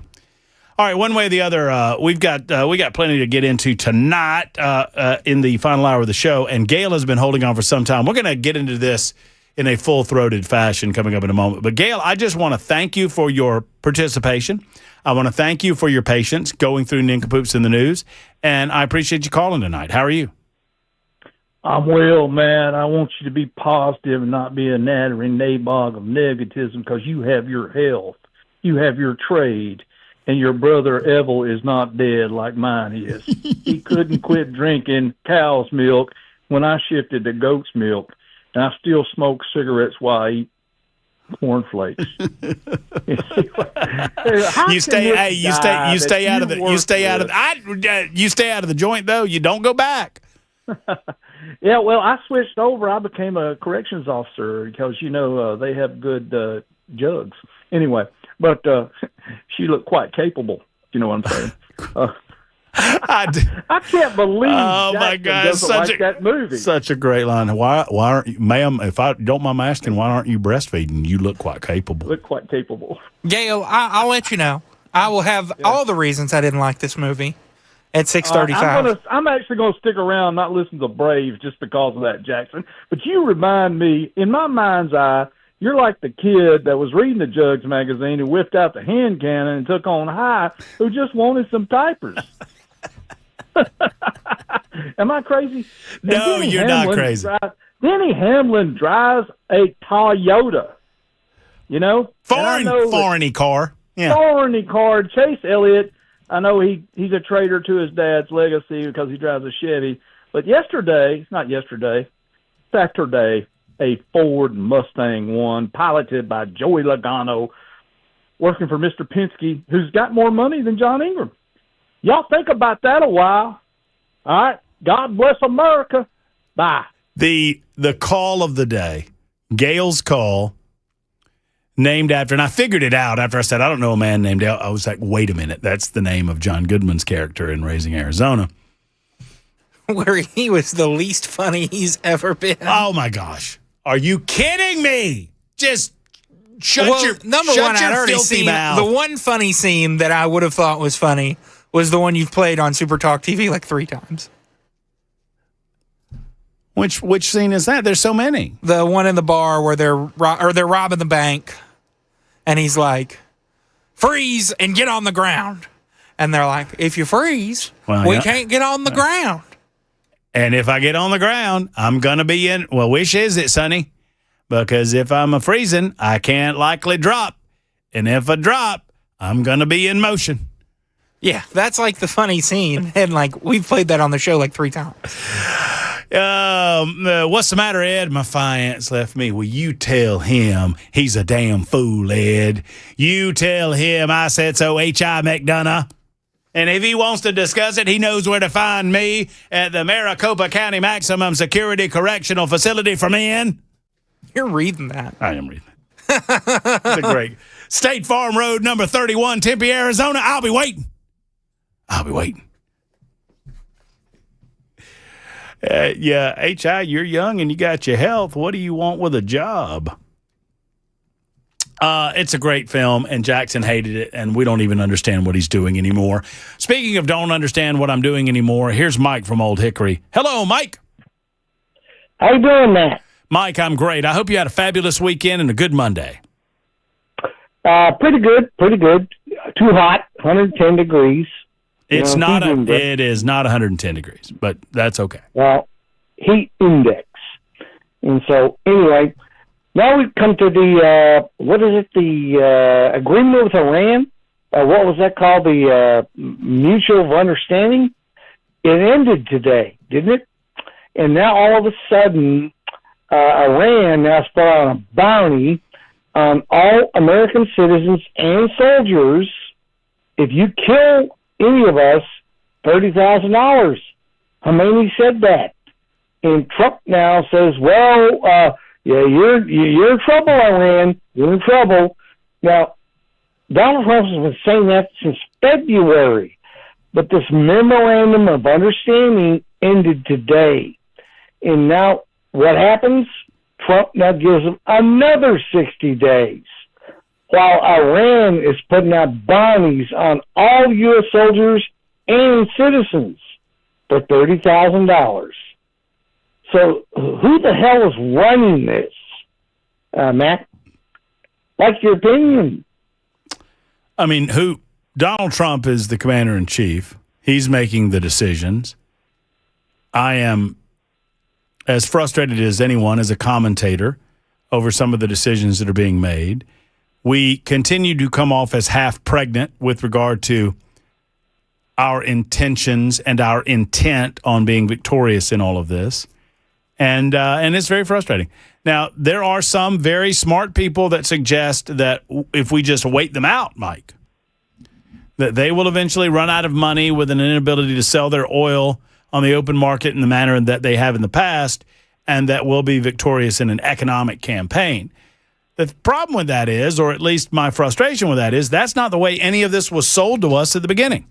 We were sold on this being an 8-week conflict, and so we seem to be moving the goalposts a little bit. And I'm pro-Trump. I believe you are too, Mike. I think you want Trump to succeed here, but so far, I want Trump to succeed now in a bigger time because he's been made a fool of.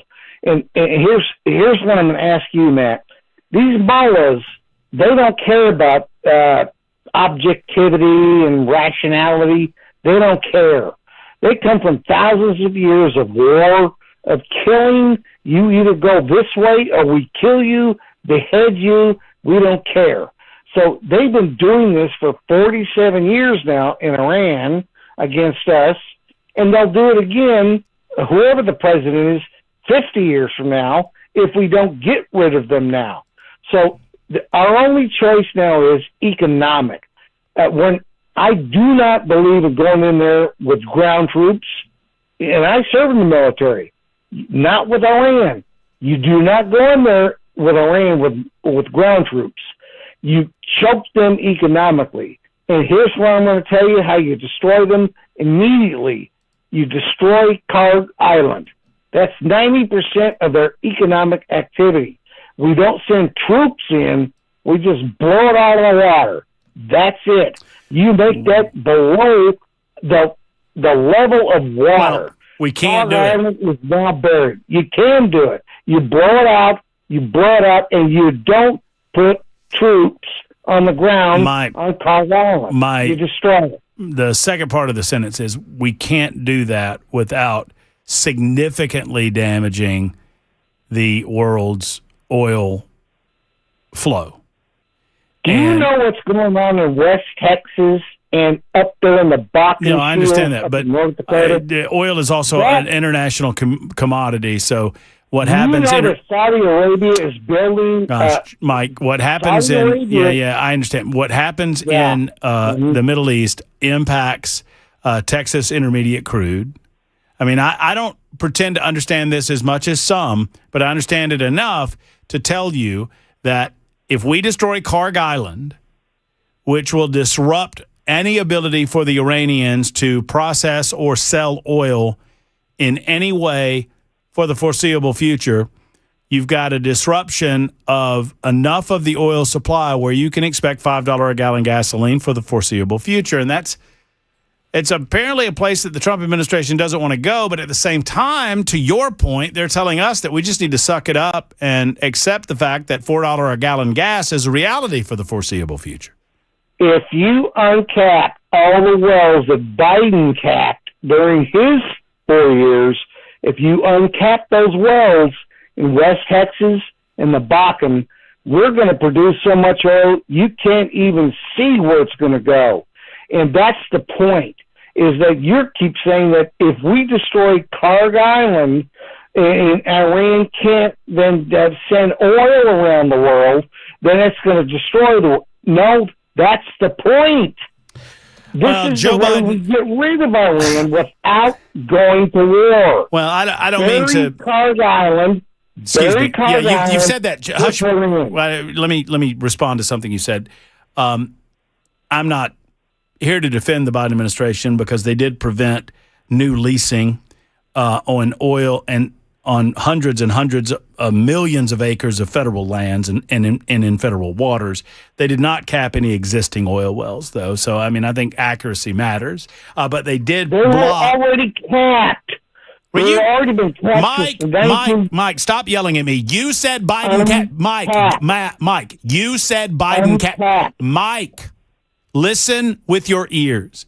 I'm not trying to get in an argument with you. You said, I just happen to know that he stopped future leasing. He didn't cap current wells. You said he capped wells. He didn't do that. I'm just trying to be accurate. I have an obligation. Mike, I have an obligation to accuracy, something that you don't seem to care about. Goodbye.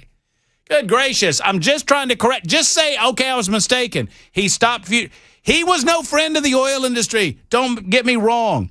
He used executive action, and he withdrew more than 625 million acres of federal waters from research and development. But that's different than capping wells. I don't think we have to change history in order to go to the point. The point is the Biden administration was not pro-oil production. The Trump administration seems to be pro-oil production. I'm all in favor of it.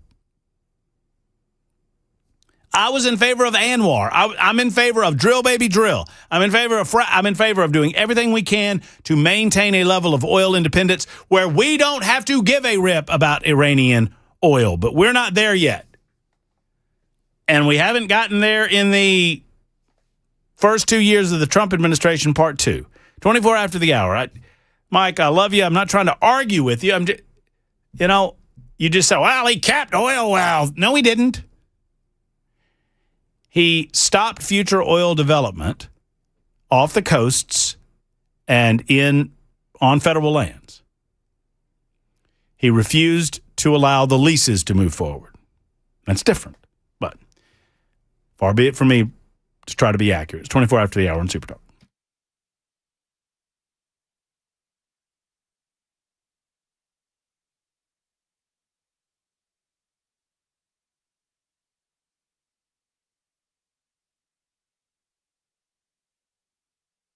Hello, friends. It's Matt Murphy, and let's talk for a moment about pests under your roof. Do you like it? Do you want it? Probably not, and you probably don't, which is why U.S. Pest exists. U.S. Pest gets to the bottom of pest control at your home. They'll come out monthly or however often you need them. Bottom line is this: you need pest control where you are in Middle Tennessee because pests want to grow. They want to get inside of your home. They want to enjoy the cool weather inside the home and get out of the hot weather outside of the house. And they'll do everything in their power to do that. Well, you have to put up a barrier. And that barrier exists with J.K. Erica Brister and the rest of U.S. Pest. U.S. Pest makes a difference in your life, and they want to serve you. 100% money-back guarantee on all things that they do. U.S. Pest, give them a call today, 590-1260, 590-1260, or online at uspest.com.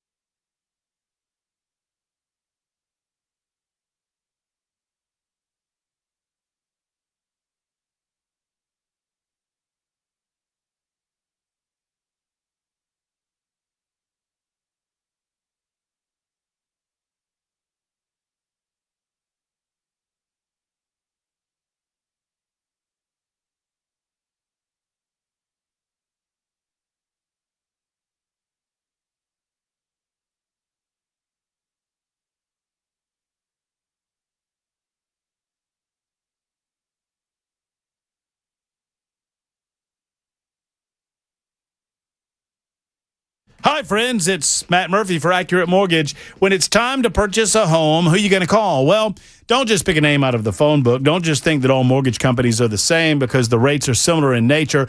You need to call someone who cares about Middle Tennessee, someone who truly cares about you as a customer because you're a neighbor. You're a friend that they'll see at the ball game or at the grocery store, and they want to serve you correctly. That's why Mike and the rest of the team at Accurate Mortgage exist because they understand Middle Tennessee. They understand home prices. They're never going to advise you to do a bad mortgage for you and your family that's a financial negative for you. Only the good ones. So whether it's a refinance, a renovation, or you're currently looking to purchase a home, let Accurate Mortgage assist you in that endeavor. They did for me, and I could not be happier. Accurate Mortgage, AccurateMTG.com. That's AccurateMTG.com. Accurate Mortgage and MLS 129944. Rates and terms subject to change. Equal housing lender.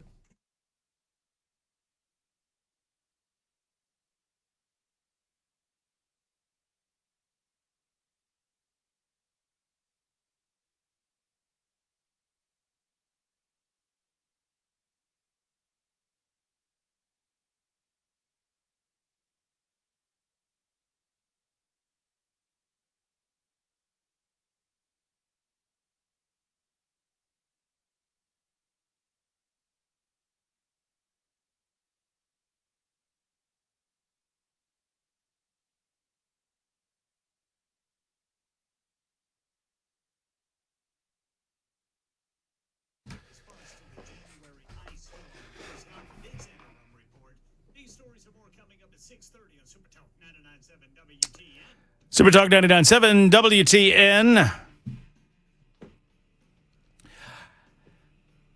Thank you for being with us on the Matt Murphy Show. TB says, minor point, you sacrificed the big picture of what Mike was saying.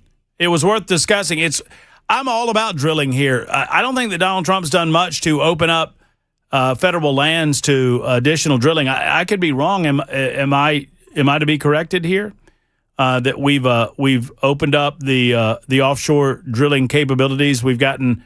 I think that during the Trump first term, we became a net exporter. That's good news. I know that Donald Trump is invested in doing all of that. I hope that we continue to do so, and I am all about making us as energy independent as possible.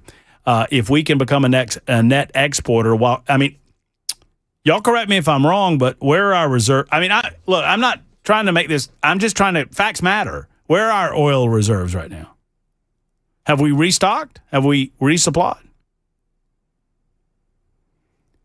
I want to do that. Let's open it up.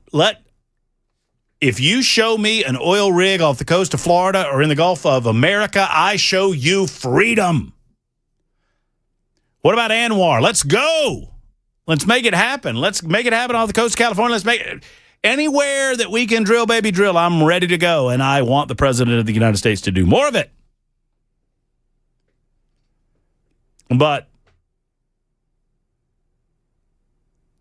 And TB says, I should have focused my discussion. Well, number one,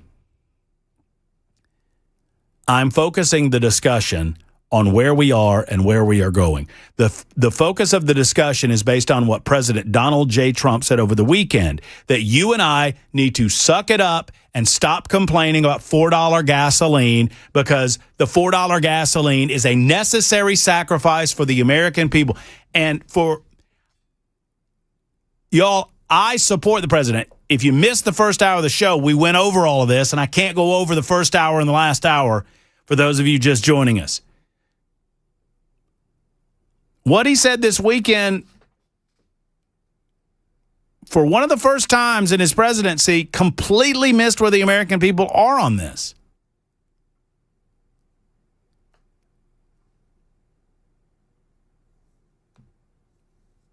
And no, TB, that's incorrect. I blew up the discussion because it's Mike from Old Hickory who doesn't listen and doesn't want to have a conversation.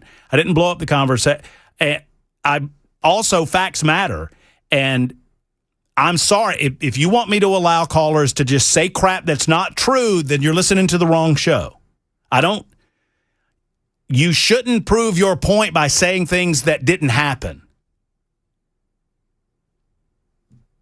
Or you shouldn't try to. The truth matters. And the truth is, this has not gone well in Iran. And I know that Trump supporters don't want to believe it. I'm one of you. I want it to go well. I want it to be done. I want it to be taken care of. I want oil and economic independence from the Middle East. And it's not happened yet. And I want it to happen. I don't like the idea of Donald Trump getting mad at us for being concerned about gasoline price. When my man is the guy that told me he was bringing gasoline down. My man is the guy that told me that the economy is going to roar. My man is the guy that told me that we were going to become a net exporter. My man is the guy that told me that we were not going to have foreign wars and foreign entanglements. My man is the guy that told me we were going to deport millions upon millions of illegal aliens. My man is the guy that told me that we were going to have the booming economy in the golden age. So I'm ready for that. I'm ready to go.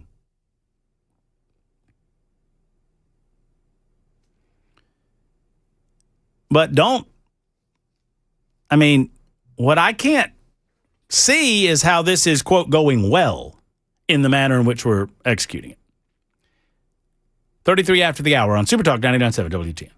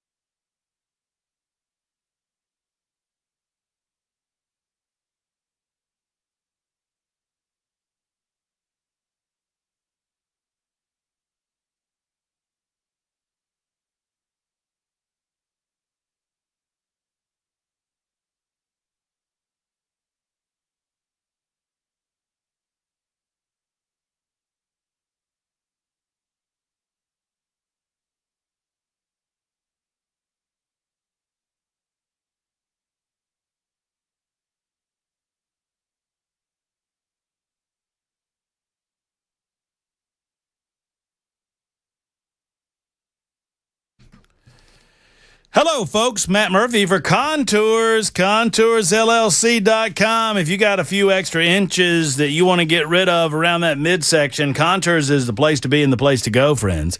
Those extra inches and bulges can make you uncomfortable in your clothing, uncomfortable in your own skin. Contours LLC can help. My friend Keith got us talking about Contours some months ago. And Contours can help not just the stubborn belly fat around the midsection, but they also can help you in their red light technology about the face, specifically fault lines on your mouth or the crow's, what do they call those, crow's feet around your eyes. Friends, Dan Mandis took the Mandis Challenge, and boy, oh boy, he looks so much younger than he did. Now, Dan's always a good-looking fella, but he looks even better thanks to Keith and his team at Contours. Contours LLC can help you, whether it's your midsection, like me, or the face like Dan.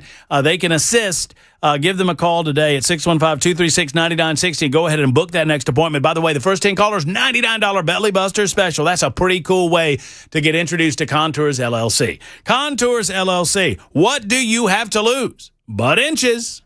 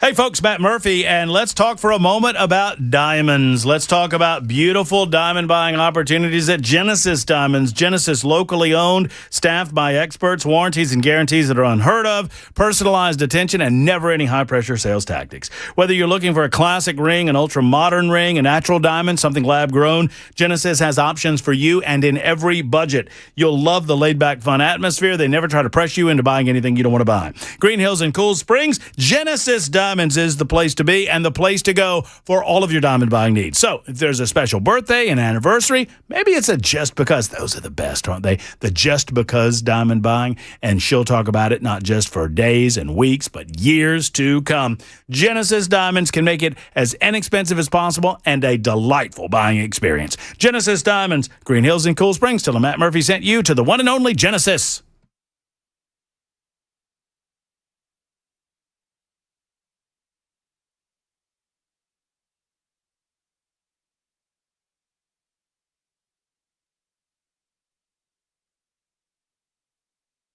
Super Talk 99.7 WTN.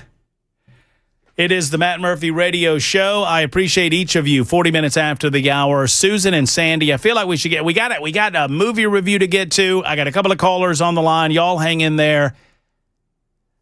We owe it to the listening audience because we got two to get to. It's time for the Matt Murphy Movie Mayhem movie review.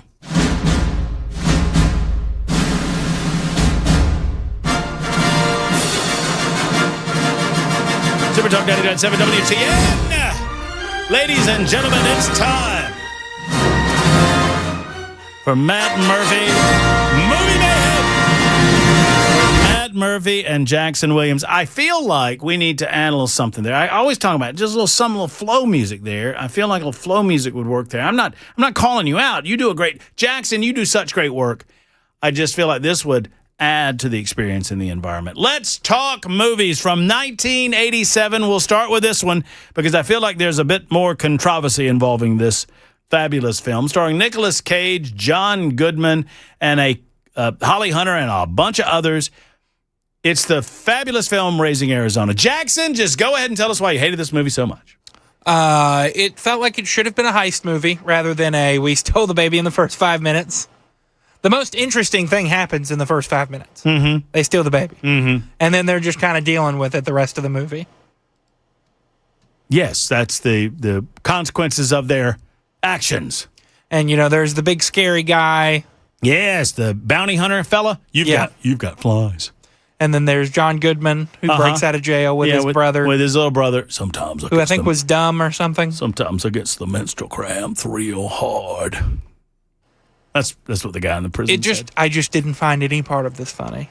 I am amazed. I don't fault you. I mean, it's a matter of opinion. It's a matter of opinion. It's not a matter of fact. I mean, everybody's got different humor. I thought this would be right up your alley. I'm not disappointed. I'm not angry. I'm just surprised. I'm surprised that this didn't land with you, Jack. Did not land even a little bit. Not just you didn't think any of it was funny. Nope. I almost fell asleep. Huh. Isn't that interesting? Well, Raising Arizona is one of my favorite comedies of all time. Love the Coen brothers. Are you not a Coen brothers fan? What other movies have they made? They did Blood Simple back in the day. Coen brothers did Miller's Crossing. Let me see. They did Oh Brother, Where Art Thou? They did Fargo was a Coen brothers movie. They were Big Lebowski. I'm a big Coen brothers fan. No Country for Old Men, Big Lebowski. They've done a lot of different styles of movie. I didn't love The Big Lebowski. You didn't love it? I liked it. Okay. I don't know if their type of comedy is my type of comedy. Off-kilter brand of comedy, perhaps. Nicolas Cage was only 22 years old when he made this movie. Believe it or not, he had already been in a number of feature films, to include Fast Times at Ridgemont High. He was also in Valley Girl, if you remember that movie from the early 1980s. This one starring Nicolas Cage, H.I. McDonough. He was in the film. I thought it was a fabulous movie. Rewatching it, I think it holds up. The jokes are hilarious. The jokes are funny. I absolutely loved it. I give it 8.5 out of 9 Murphys. I give it 3.2 out of 12 Jacksons. So disappointing. Fargo Number looks 2. Interesting, though. Never seen that either. You never seen Fargo? No. Oh, Fargo's more of a dramatic deal, but Fargo's a great flick. Oh, my goodness. Fabulous movie. Maybe that's the key. Maybe we get away from their comedic stuff. Have you seen No Country for Old Men? That's another good one. That's with Gerard Depardieu. What's his name? I'm thinking of Gerard Depardieu. Javier Bardem is the guy that plays the bad guy. One of the classic all-time evil characters in cinema. You must call it. Heads or tails, you must call it. Well, I ain't calling it unless I know what I'm betting on. You're betting on everything. You must call it. Heads. Oh, boy. Heads might have cost you. Tails? Yeah, tails would be all right. The old man in the gas station called he called it right. He got no, do not. And he got mad at him because he gave him the quarter. And no, you do not keep the quarter. That is your lucky quarter. You must keep it away from the other change. It gets mixed up in your pockets. If he had called it wrong, he would have. But he called it right, so he got to keep the quarter. Anyway, Fantastic Four, the first steps, released in 2025 by Marvel Studios, a part of the Marvel Cinematic Universe and the third reboot of the Fantastic Four after, I believe, 2004's Fantastic Four, and they did another one in 2015 that was awful, and then this one was pretty fun, starring Pedro Pascal and a bunch of other people. I didn't really know who they were, but they were good. I enjoyed this film. I hated it. I thought it was awful. I thought it was horrible, and I didn't like it at all. The retro style, the 60s, but horrible. The Jetsons style. Gross. Really cool. No, it was good. It was well produced. I mean, as comic book movies go, I mean, it's a comic book. You're not a comic book movie guy. Not a comic book movie guy, but you know what? I can get in the zone of them. You just have to put reality aside. You have to suspend your disbelief. Just roll with it. If you just roll with it, everything's good. It's eye candy. I thought it was good eye candy. It's a comic book flick. I had to remind myself of that a couple of times. I'm like, how did that happen? And why is that the case? And what, this baby's going to be the master of the universe or something or another? And I guess the baby is going to be the master of the universe. Yeah, the baby's very powerful. Like Franklin Richard. He's very powerful. It's a fun movie. Fun flick. I think it is I think you said it best. It's produced really well. The colors really pop on the screen. The blue really, really pops. And did you notice the old school logos? I did. Of like Canada Dry and 7-Up and a lot of other brands the had old school ABC stuff at the beginning. The old school ABC stuff. It was just, I really liked that aesthetic. I thought it was very smart how they did the backstory, right? They didn't labor over the backstory. They used hey, we're a television show and we're letting you all know how we got to where we are on the TV show as we celebrate the big anniversary of the Fantastic Four. And they just got all of that exposition out of the way doing that. It was smart. It was, kind of an obvious convenience, but instead of like laboring over how they became who they became, just get that out of the way and let's move on with the story. Especially for the third reboot. Right. The third time they've become the Fantastic Four. Sure. It's kind of like they did the same thing with the Spider-Man films. They're like, all right, he got bit by a radioactive spider. Let's move on. Let's. Y'all all know the story, and if you don't, radioactive spider. Let's go. Y'all know the story. If you don't, they're astronauts. They went through radiation, changed their DNA. Let's go. Also, do you think? Spoiler alert here, because it's only a year old. You think if who was it? Was it Johnny Storm that got to what's his name, Galacticus? Before he, when did Johnny Storm? The fire guy. He was all stretching him. Yeah, I think he's about to pop.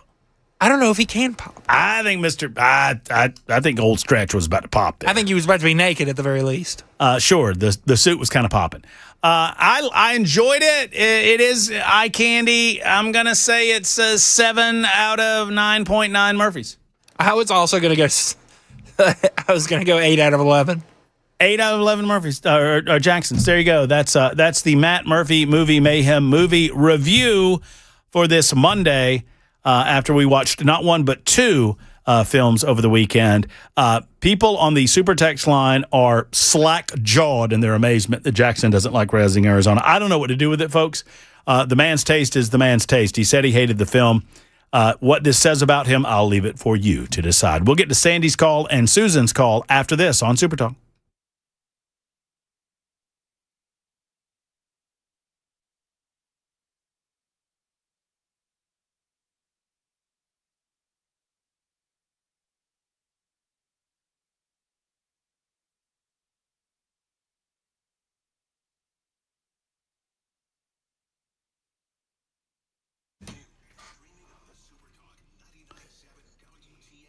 I tell you about efficient heating and cooling all the time. Big service, big results. Jeff Eddy and his crew are coming out to my house tomorrow, as a matter of fact. I got a little something going on that I want the team to figure out, so I'm excited about that, and I'll let you know all about it.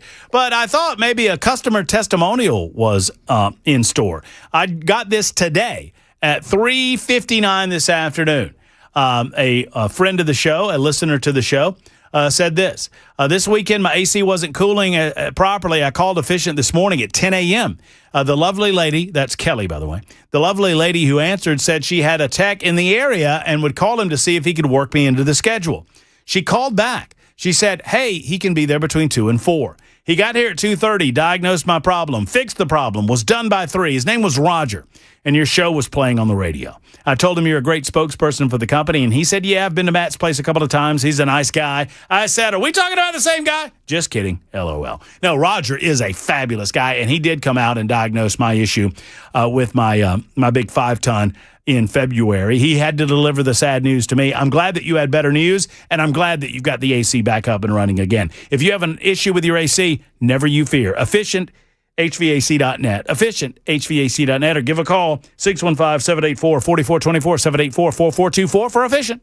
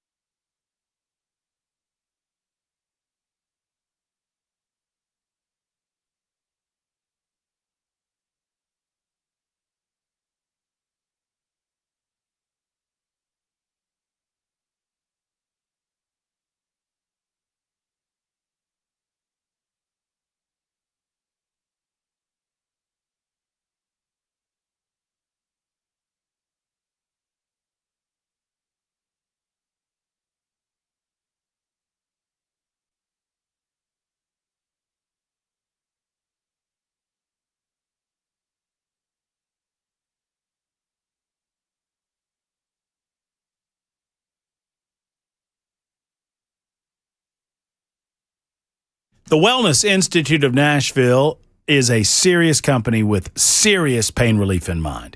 Although, from time to time, they sponsor Nincompoops in the News. Actually, they do that every day. And they have a good time having fun with you and treating you like family. But the bottom line is this: pain can be serious business, and they want to make sure you understand that.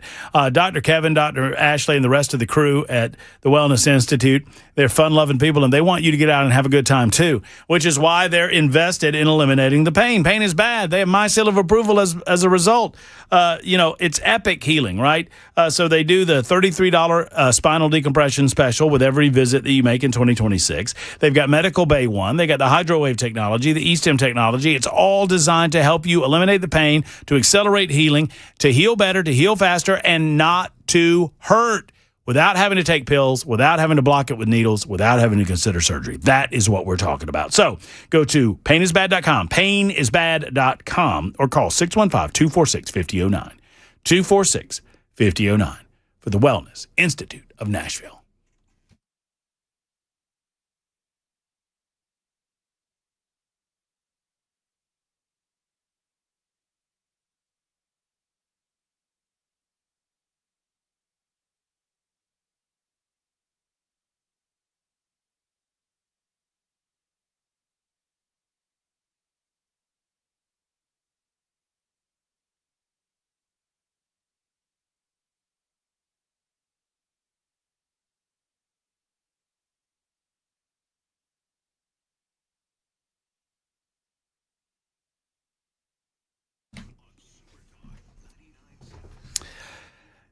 TB said the same thing. By the way, it's the Matt Murphy Show on Super Talk. TB over on the Super Text line said the same thing, Jackson, that I said to you earlier. Remember what I said to you earlier when you told me, before the show started, remember what I said when you told me that you didn't like Raising Arizona? Do you recall the words that came out of my mouth? Should I be tarred and feathered or something? No, I said, I fear for the future of this country that young people like you don't like Raising Arizona. TB agrees with me. He fears for the future of his country. We like what we like. I guess Are so. we going to make a matter of taste a matter of fact? Oh, we would never. Not on this show. No, sir, buddy boy. I'm telling you, my reaction to your reaction to Raising Arizona is to say that America's going to hell in a handbasket. And there's nothing we can do about it. Got to get that dip tat. Got to get that dip tat high. Susan is next. Susan, thank you for your patience. How are you? I'm tired of holding, I'll tell you that. It's good to talk to you. It's good to speak to you too, Susan. I'm sorry it took so long to get to you. No, I'm just joking with you. Hey, my favorite comment from anybody on your show today was when that guy said you were wishy-washy. I don't know how you do it. I just don't know how you kept your cool. I don't know. Some days I get mad. Some days I don't. Yeah, wishy-washy. I like it when you get mad. Oh, well. I think it's pretty cool. Thank but you. I have a temper too, so. But anywho, I wanted to tell you congratulations on your new home. Thank you. I know you've been in a while, but I don't call a lot because of the hold. So I wanted to tell you congratulations for that. And let you know that if you're looking for some good movies to watch, Arthur the King and The Ride are two of the best movies out there right now. The Ride? It's Mark Wahlberg. Okay. And then the other one is called Arthur the King, and it's about a dog. I see that. Oh, you know what? I don't think I can. It's hard. I don't think I can watch it. See, that's what people keep saying. But you got to watch it. It's such a good story, and it's got a happy ending. I know, but I get so nervous. So, you know what I'm saying, Susan? I love animals more than I love human beings, and I get so nervous. See, I'm the same way. I know. But it's worth it. The payoff's worth it. It's absolutely worth it. But I did the ugly cry most of the movie. Oh, so get your tissue. Okay. But it's such a great story. Both of them are, and actually, they're both true stories. Aw. But anywho, I wanted to speak to you about Action Jackson for a minute. I was a huge fan, until a couple of weeks ago when I had to miss the thing over at Murfreesboro. I couldn't make it. Oh, I'm sorry. And he made a comment while he was on the air. He said something about the Wildcats that was negatory. And so I'm coming for him in basketball season. Oh, here we go. I hate that stupid song that he plays all the time. I hate it. Now, I love him. I was ready to be. Don't name it. Don't say it. Don't say the name, Susan. You say the name and you know what'll happen. Oh, I know. I was completely going to support him for governor and even try to get a seat on his cabinet. But then he started the nonsense. And that was just Susan, will you do me one favor? And I promise you will not have to wait the length of time that you waited today. If you call us back tomorrow, I want to bring you and Jackson together. I think we can heal these wounds, Susan. And I think we can. So? I believe so. Call us back tomorrow, and we'll begin the repair. Jackson, and thank you, Susan. But Jackson, we got to repair this. You need every vote you can get. She's going to vote for you for governor. I meant what I said about Kentucky. I understand that. You got to stick your ground. You got to, you can't change your principles. I'm not going to be wishy-washy like you. That's fair enough. That's going to do it for the Wishy-Washy Matt Murphy Show. For Jackson Williams, for Ken Weaver, and for the rest of the crew. Sandy, I'm sorry we didn't get to you. We'll be back tomorrow, though. Until then.